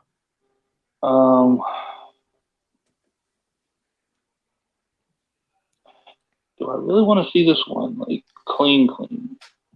So with that being said, again, I do think though that with all that, they're gonna be professional about this shit at the same time.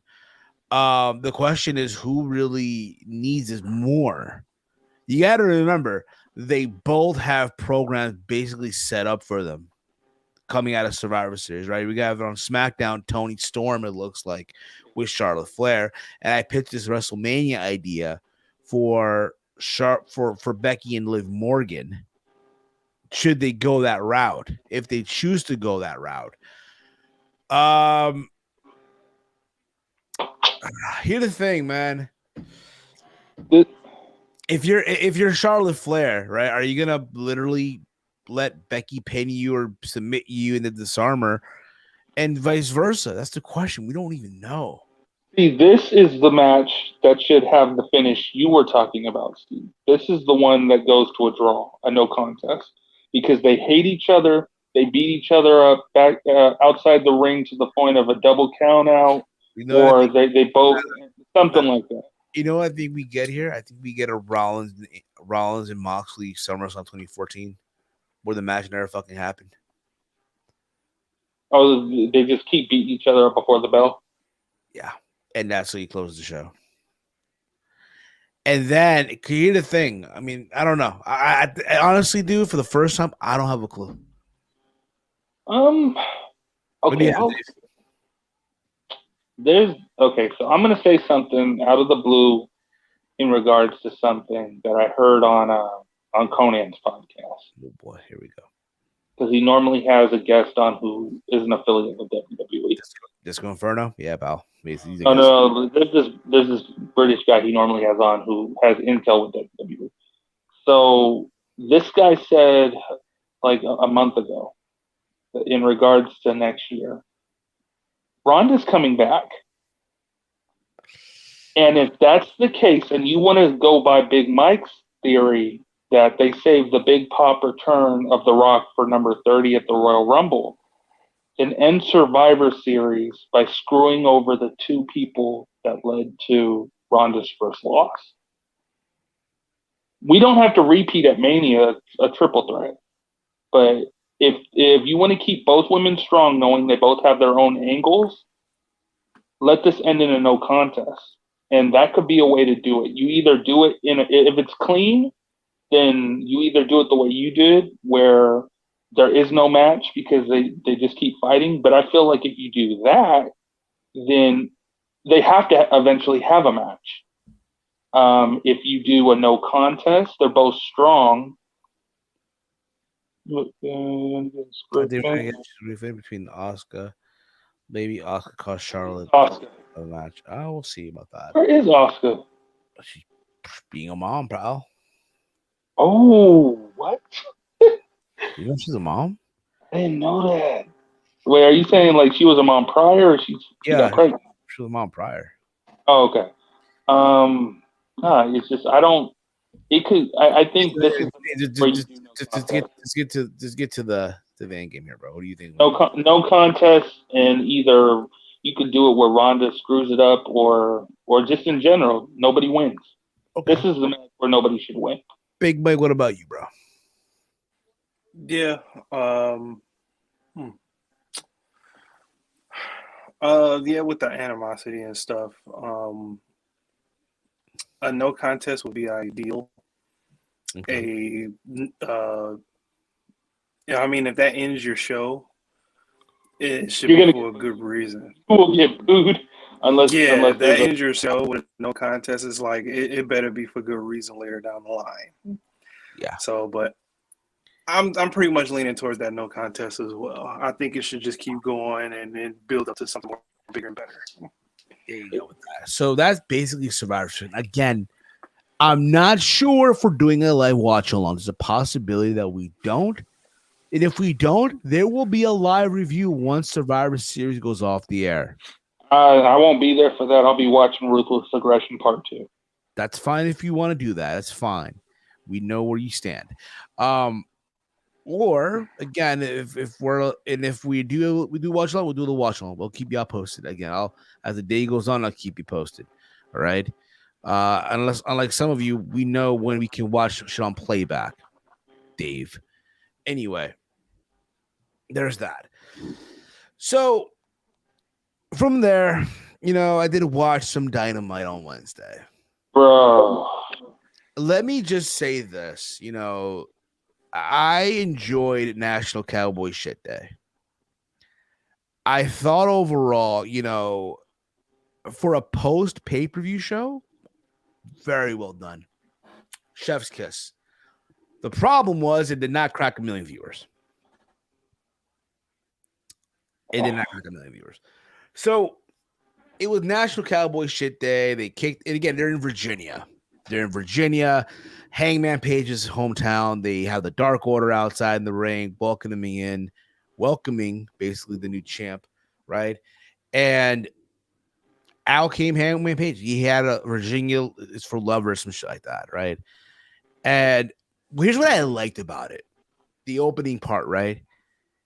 They're chanting, "You deserve it," and he stops the entire crowd. Like, no, I didn't deserve this. I earned it. I love that he did that. How many times in wrestling have we heard the same generic chant? You deserve it. You did exactly. Like, it's so played out. It's so fucking played out. What's weird is right before that, like literally right before that segment, they do a quick segment writing off Kenny Omega. They did. Planting the seed of the breakup of the Elite. They did. So they did this whole thing where Kenny's like, he lost for words and doesn't have a clue what the fuck's gonna happen. So he wants the Bucks, and then Adam Cole interrupts him and shit. They probably are. So we get back to obviously Hangman Page. And I think overall it's great. He's in his hometown. He did that. Out comes Bryan Danielson. And I love the direction he went, bro. And he had to, bro. He had to be the heel in this one. Because there's no way in hell you're going to have Bryan be babyface and enter the program with Hangman. Right. So then they're going back and forth with the mic. And how, Bryan talks about how, he wants to wrestle while obviously, Hangman is probably going to make an excuse, this and whatnot. I'll say this, though, for what it's worth. Hangman did have the best punch, the best counter line. Oh, it didn't take me 30 minutes to beat Kenny Omega. He did it in less time than that. I'm intrigued, but the question is, though, when are they going to do it, right? The match. Now, they announced on December 15th is going to be Winter's Coming 2. That's when you do it. Maybe you do, but again, it's one of those things where, I love Hangman Page. I think he's great. I think it's awesome that he's champion, but at the same time, I love me heel Bryan Danielson. I love me some heel Bryan Danielson. And you know what, bro? I love more heel Bryan Danielson than I do Hangman. I know a lot of folks will be so mad about this shit. Put the belt on Bryan Danielson. On Bryan. I'm sorry. The greatest heels are the ones without excuses, but the ones spitting truth. And everything Bryan Danielson was saying was some real shit. He kept it real, and because he was in a different company, that's why he got booed. That's the only reason. The moment he dropped WrestleMania, he got booed. But he kept it 100. He kept it 100. He said straight up, congratulations, you're the champ, but I'm really surprised Kenny Omega isn't here right now. I'm really surprised. And then he said, to mention hard work, that hard work pays off in, wrestling and WrestleMania and stuff. I was just like, yeah, he respects you, but he's looking past you already. And to say, I would fight you right now, but I wanted to do that from the jump when I got here, and you guys told me there's rules. So I'm going to honor your rules. I'm going to go through every member of Dark Order. And he did beat the fuck out of number 10. And here's the thing about Evil Uno. But my only issue is bruh, if you're Bryan, and I get it, he's going through every member of Dark Order. And I feel like, on paper, let's be real, does Evil Uno deserve to share the same ring with Bryan? No. Oh, no. But I get it. You beat, and again, I love what happened there, too. And I think he is going to get through every member of Dark Order. I know next week is Colt Cabana. They're in Chicago. So there's that also. The biggest thing I liked about it, though, was he said he's there every week. Well, Adam Page isn't. Yeah. So after that, we had the tag team match. I'm not even going in order. All right. We had Orange Cassidy in the debut of Tomohiro Ishii from New Japan versus the Blade and the Butcher. Is it true that Orange Cassidy is in Chaos now? Apparently, yeah. Per Okada, yeah. Wow. Listen, I'm just saying we got to get Toriano versus Orange Cassidy at World Tag League next year. I'm just saying. Okay. Excuse me. I gotta say, overall, for a lot of guys, I feel like, for a lot of guys, they know who Ishii is. The hardcore audience, they know who Ishii is. We know how good he is on shit, right? I really felt like he was out of place in this match. Yeah. He felt out of his realm.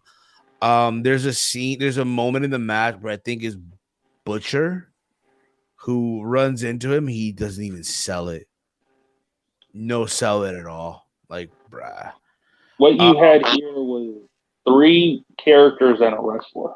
Basically, yeah, that's what you had. Mike the Goat from the Biz Artifact. We got Ayo, my boy Big Mike. Ayo just got back home from a WWE house show. Awesome, bro. Hope you had a fun time there. Awesome. So there's that. I'm not gonna go into everything, okay? I'm sorry. I'm not getting into everything on Dynamite. But I'm having a fucking brain fart right now as it is. We had Nyla Rose versus Hikaru Shida. Man. Listen, this is my issue with the match. You did all this shit. You go to 2 commercial breaks just so fucking Serena Deeb gets involved in interference. Listen, I get it. You want them to feud? Go on ahead. Let them feud all the fuck you want. But there's certain rivalries that should, again, give it the exposure all the fuck you want. But then there's some rivalries that just belong on AEW Dark. And that's one of them. So with that being said, they did all this shit, right? And even with that, it took forever for Nyla to get her win. And she finally won it. Yeah. Yeah. Like, again, it's whatever to me. It's whatever. Bathroom break.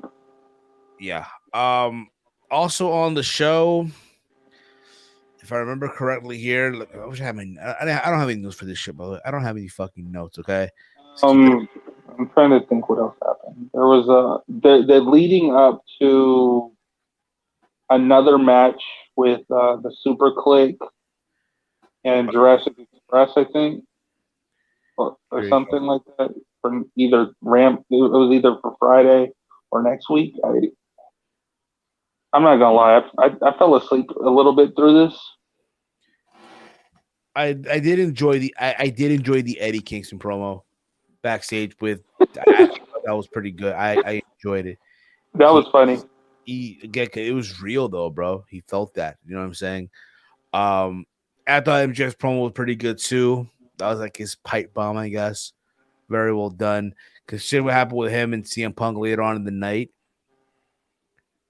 Again, Darby and Billy Gunn.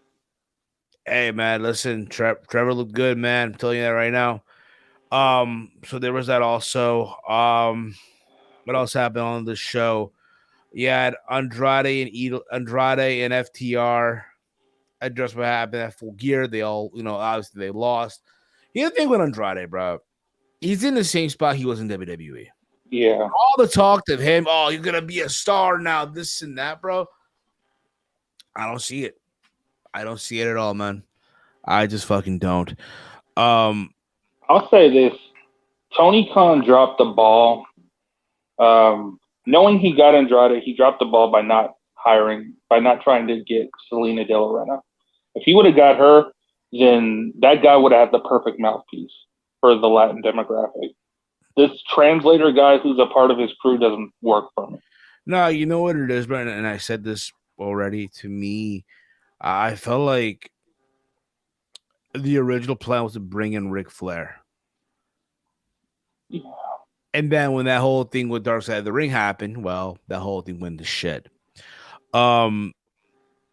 We had, if I remember here,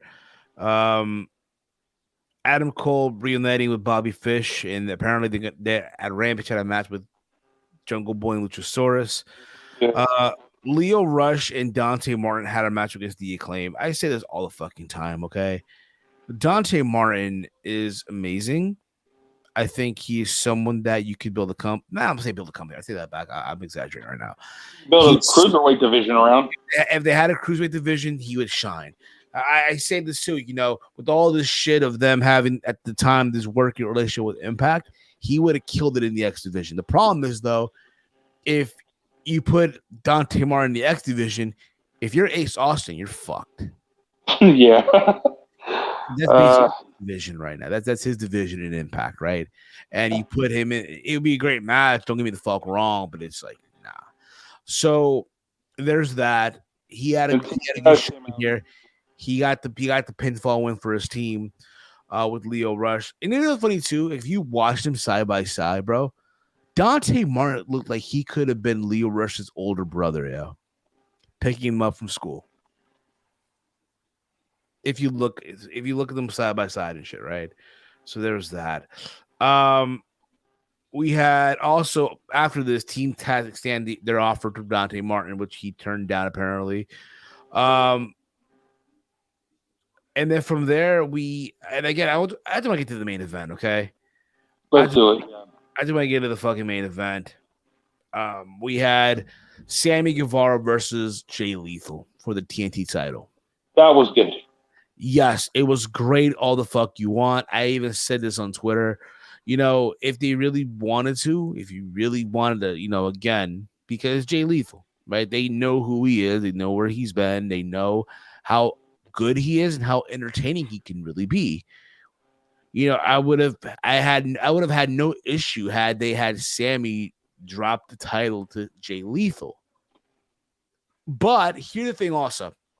For all the talk of them having a good match, because again, they did this whole thing where I guess Sammy fucked his ribs up. There's a spot where he did, and ugh. So they could have had this whole scenario where, hey, he could have, have Jay win the belt based off that, right? Doctor stoppage, what have you. And again, they both had a good showing, right? All the fuck you want. My only issue, and again, this is me watching the match back. If again, it's cool that Jay Lethal is finally in AEW. He's finally getting his opportunity to shine again since leaving Impact many, many years ago.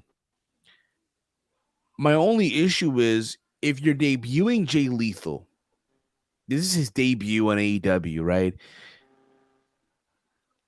You just don't have him lose to Sammy Guevara. Because now what this does is I don't give a fuck anymore. Okay, you just had him lose. Again, what's there? And I'm happy for the guy. So it's a clean loss? Yeah, clean loss. After a 450? He lost clean, bro. Clean loss. And they did this whole angle where Sammy's rib was sore that he couldn't even lift up. He couldn't even lift up Jay Lethal. My only thing is, again, lift up to do a move. He tried to go to hell move, right? That he has him like he hit it. He hit it. Yeah, but before that, he was trying to do it and he struggled because of his ribs, right? Yeah. Eventually, he hit it. Again, I think Sammy's great. I think Jay is amazing. All the fuck you want. I just would have not had, and again, this is me rewatching the match. I wouldn't have had Jay Lethal lose to Sami in his debut. How matter of fact, I wouldn't have even booked Sami versus Jay Lethal. I wouldn't have either. And Jay's debut match in AEW. Knowing again how good they are, we know that all you want, but with that result, again, it's like now why should I care? You just had your TV champion beat him clean in the middle of the fucking ring. Okay, and then after this, you had the Inner Circle come out, embrace both guys. Like, oh, is Jay part of the Inner Circle? I don't think so. You need to think about it, okay? I get it. There's guys that are now available. Guys in the ring. It was reported that the Briscoes were both backstage at AEW this past week. Which is fine. Listen, you can grab some people. I'm fine with that. Pick up a Jay Lethal. Pick up the Briscoe brothers. Pick up a fucking pick up if you really want to. Pick up Jonathan Gresham. No, he's starting his own wrestling promotion. I don't know, but still, if you want to pick him up, by all means, I'm for that. You want to pick up a Mike Bennett, a Matt Taven, go ahead. I'm all for it. But at the same time, if you're gonna debut them, have them get a win. Put them against I'm with you on this. We could. You mean to tell me we couldn't book Jay Lethal versus Joey Janela, where Jay gets an easy win? I'm just saying. He's still employed there. Yeah, he's still employed there, bro. Matter of fact, dude, this Saturday, Wrestle Pro, they're doing their full steam ahead show, which is basically, again, is the indie fit here in my area, right? Live at the Rawway Rec Center. They have a lot of the AEW guys being at the show, and one of the key matches on this show, I think is probably main eventing. I could be wrong on this. Joey Janela versus Sonny Kiss. Because why not? Because why not? That's the thing. For the indie guys, bro, these guys are big deals. Yeah, most def.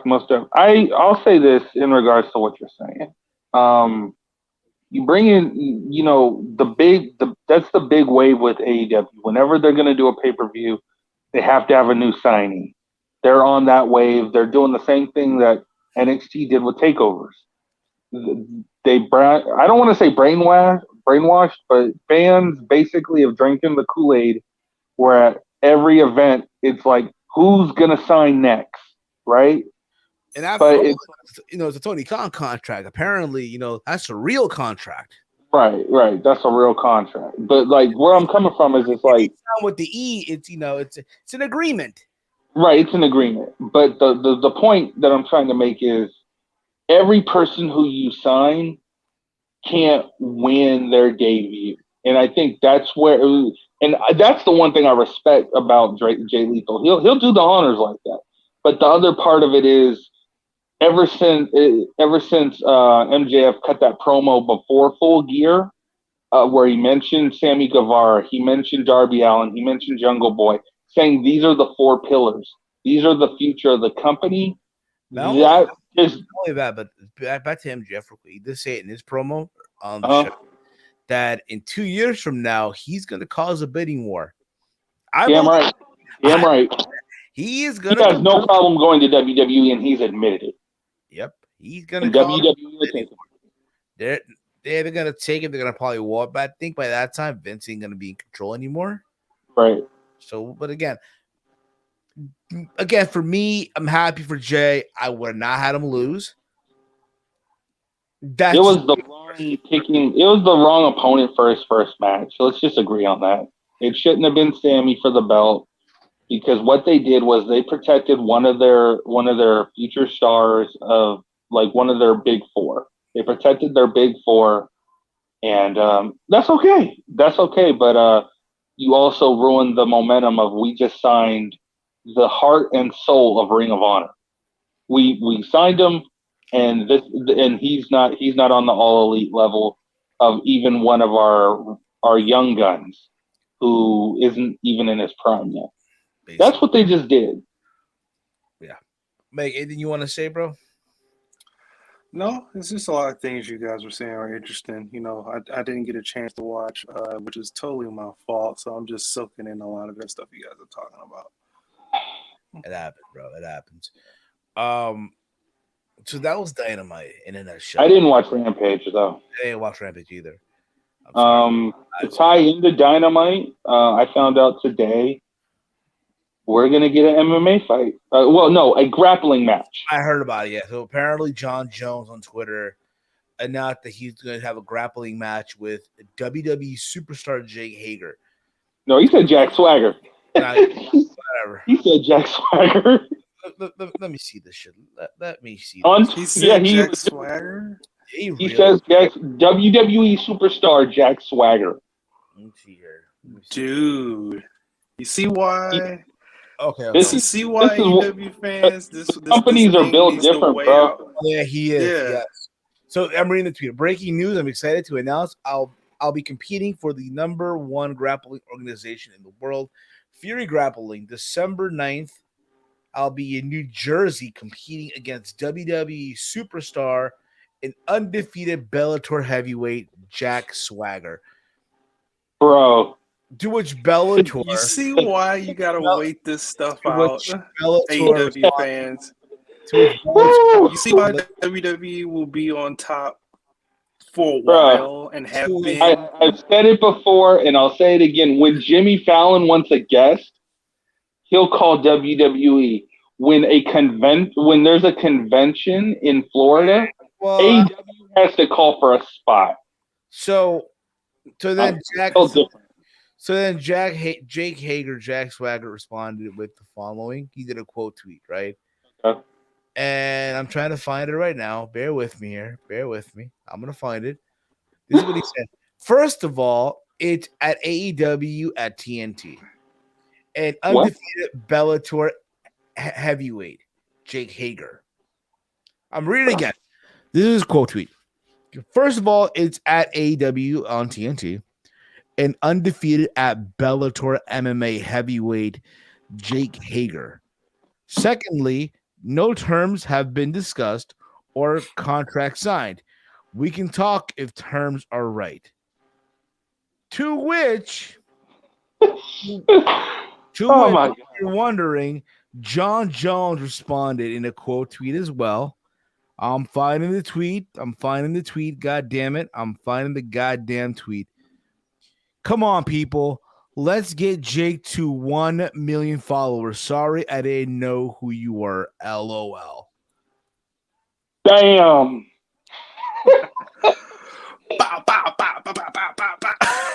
Bro. This is better than Randy Orton and Soulja Boy. So let's be honest here. Okay, first of all, if you're Jake Hager, bro, you have to be stupid as fuck to not take this offer. Fuck of a contract not being stopped, bro. Take the fucking money, bro. Dude, this is as close as he gets to UFC. Well, period. Not really, because technically last Saturday night, he was in the ring with Junior Dos Santos and Andre Arlovsky, two former UFC heavyweight champions. And to think, don't cut me off. I know you wanted to cut me off there. And to think that literally last Saturday, this is probably the only time we'll ever see him in the ring in any capacity against a former UFC champion. I'm wrong here. If he takes this, bro, and if he wins, can you think about this too, right? If you're John Jones, understand this too. If you're John Jones right now, right, you're transitioning to heavyweight, right? You're supposedly going to be fighting in 2022. So you want to see where this is for him a test to see where he stands at heavyweight. And grappling is a good way to show it. He's not winning. John Jones is the GOAT. Hold on. I don't care what nobody says. He could go up against Brock Lesnar and I say he'll win. I don't care what nobody says. It's John Jones. It's Bones. Come on, bro. I'll eat crow if he loses, but he's winning. Mr. Abuse his wife. Hey, that's his personal life. It's unfortunate, but I don't want to go. I know. Anyway, I mean that's it's grappling, not MMA rules. So, but you understand though. You understand he's the GOAT. But you understand though, grappling has a major influence in MMA.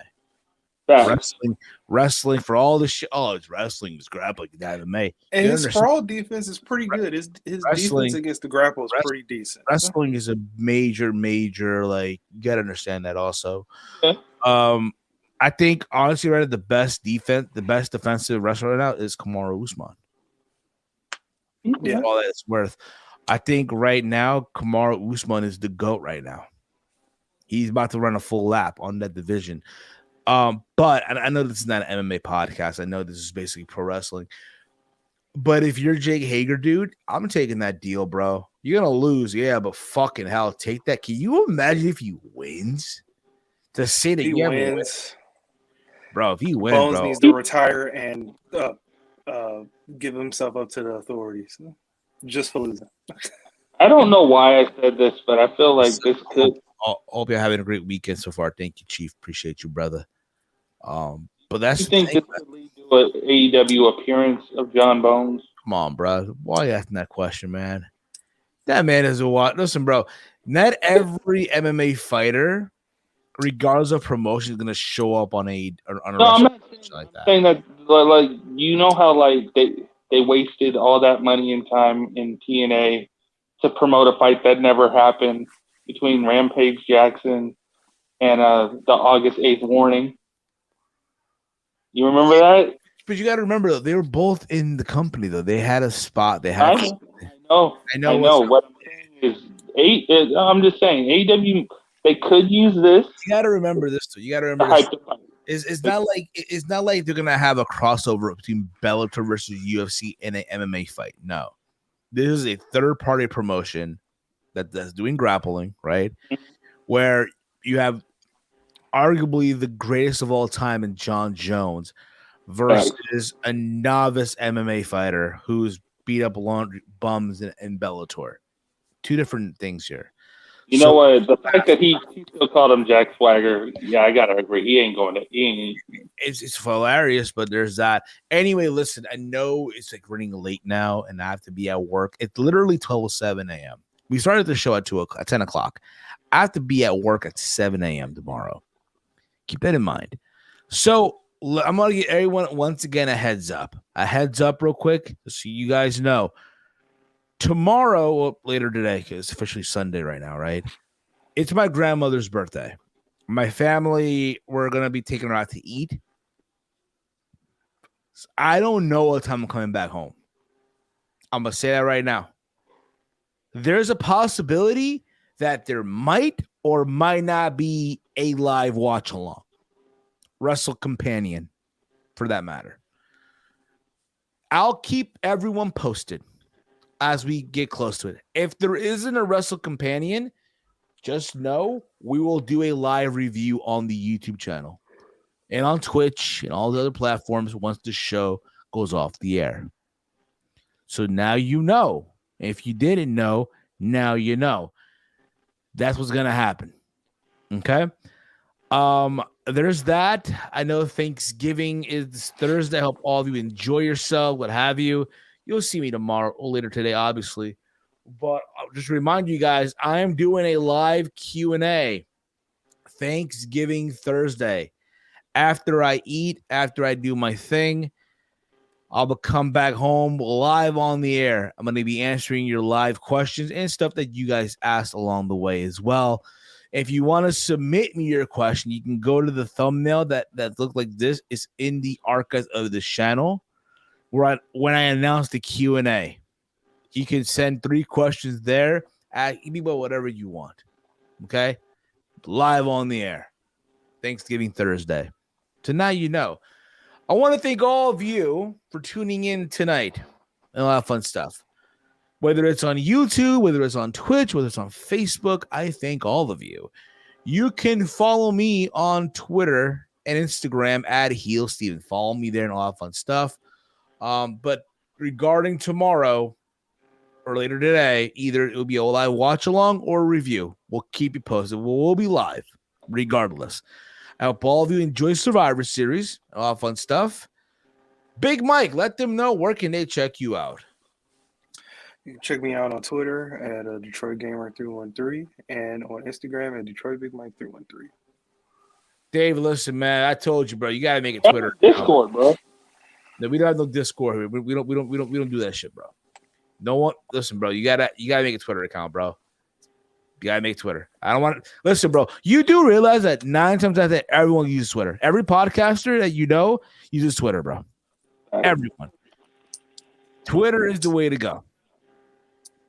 Oh man, Facebook's my thing. Don't be a pussy, bro. Don't be a little pussy about it. I'm sorry. Facebook's my thing. Come on, man. Get a Twitter, bro. Get a Twitter, okay? People, I gotta say one thing before we go up there. This is gonna be a thing to the point where I'm gonna end up selling shirts that say, "Get a Twitter, bro." Get a Twitter, bro. I'm gonna leech this for as long as we can until we get some merch out. Bro, just get a Twitter. All right, get a damn. Because, bro, I'm sorry. No, there's no link for Snapchat. There's no one does that, bro. And I'm pretty sure you want people knowing your personal Facebook. For a little fact, I have a Facebook, but I don't. People send me ad requests, and I don't add them in. I'm sorry, I don't go on Facebook like that anymore. If you want to interact with me on social media, Twitter is your go-to. Just saying to everyone out there. If you want to interact with me, Twitter is your best bet to catch me. So yeah, that's why Twitter is the wave, if you will. So yeah, Dave, get a Twitter. Dave, Twitter. I might end up getting that new old face, the old MySpace thing. Bro, no one goes on that shit. Come on, bro. They made a new one. They made a new thing. Yeah, bro. Give it 2 weeks, all right, bro. Give it 2 weeks. Let's flatten the curve. Anyway, Dave assignment to get a damn Twitter. Sure assignment, bro. All right. In case you guys are wondering too, yes, we are covering the Jake Paul Tommy Fury fight when it happens. All right, so that's gonna be a thing also. In case y'all wondering. With that being said, I'm Steve. He's Mike. That's David. Dave Sack. Mr. I'm afraid to get a Twitter. And we'll catch you guys on the flip side here. Peace out, everybody. And you guys are awesome as always. And thank you all for watching. And we're out of here like Janet's titties. Peace out, everyone. Who made that graph?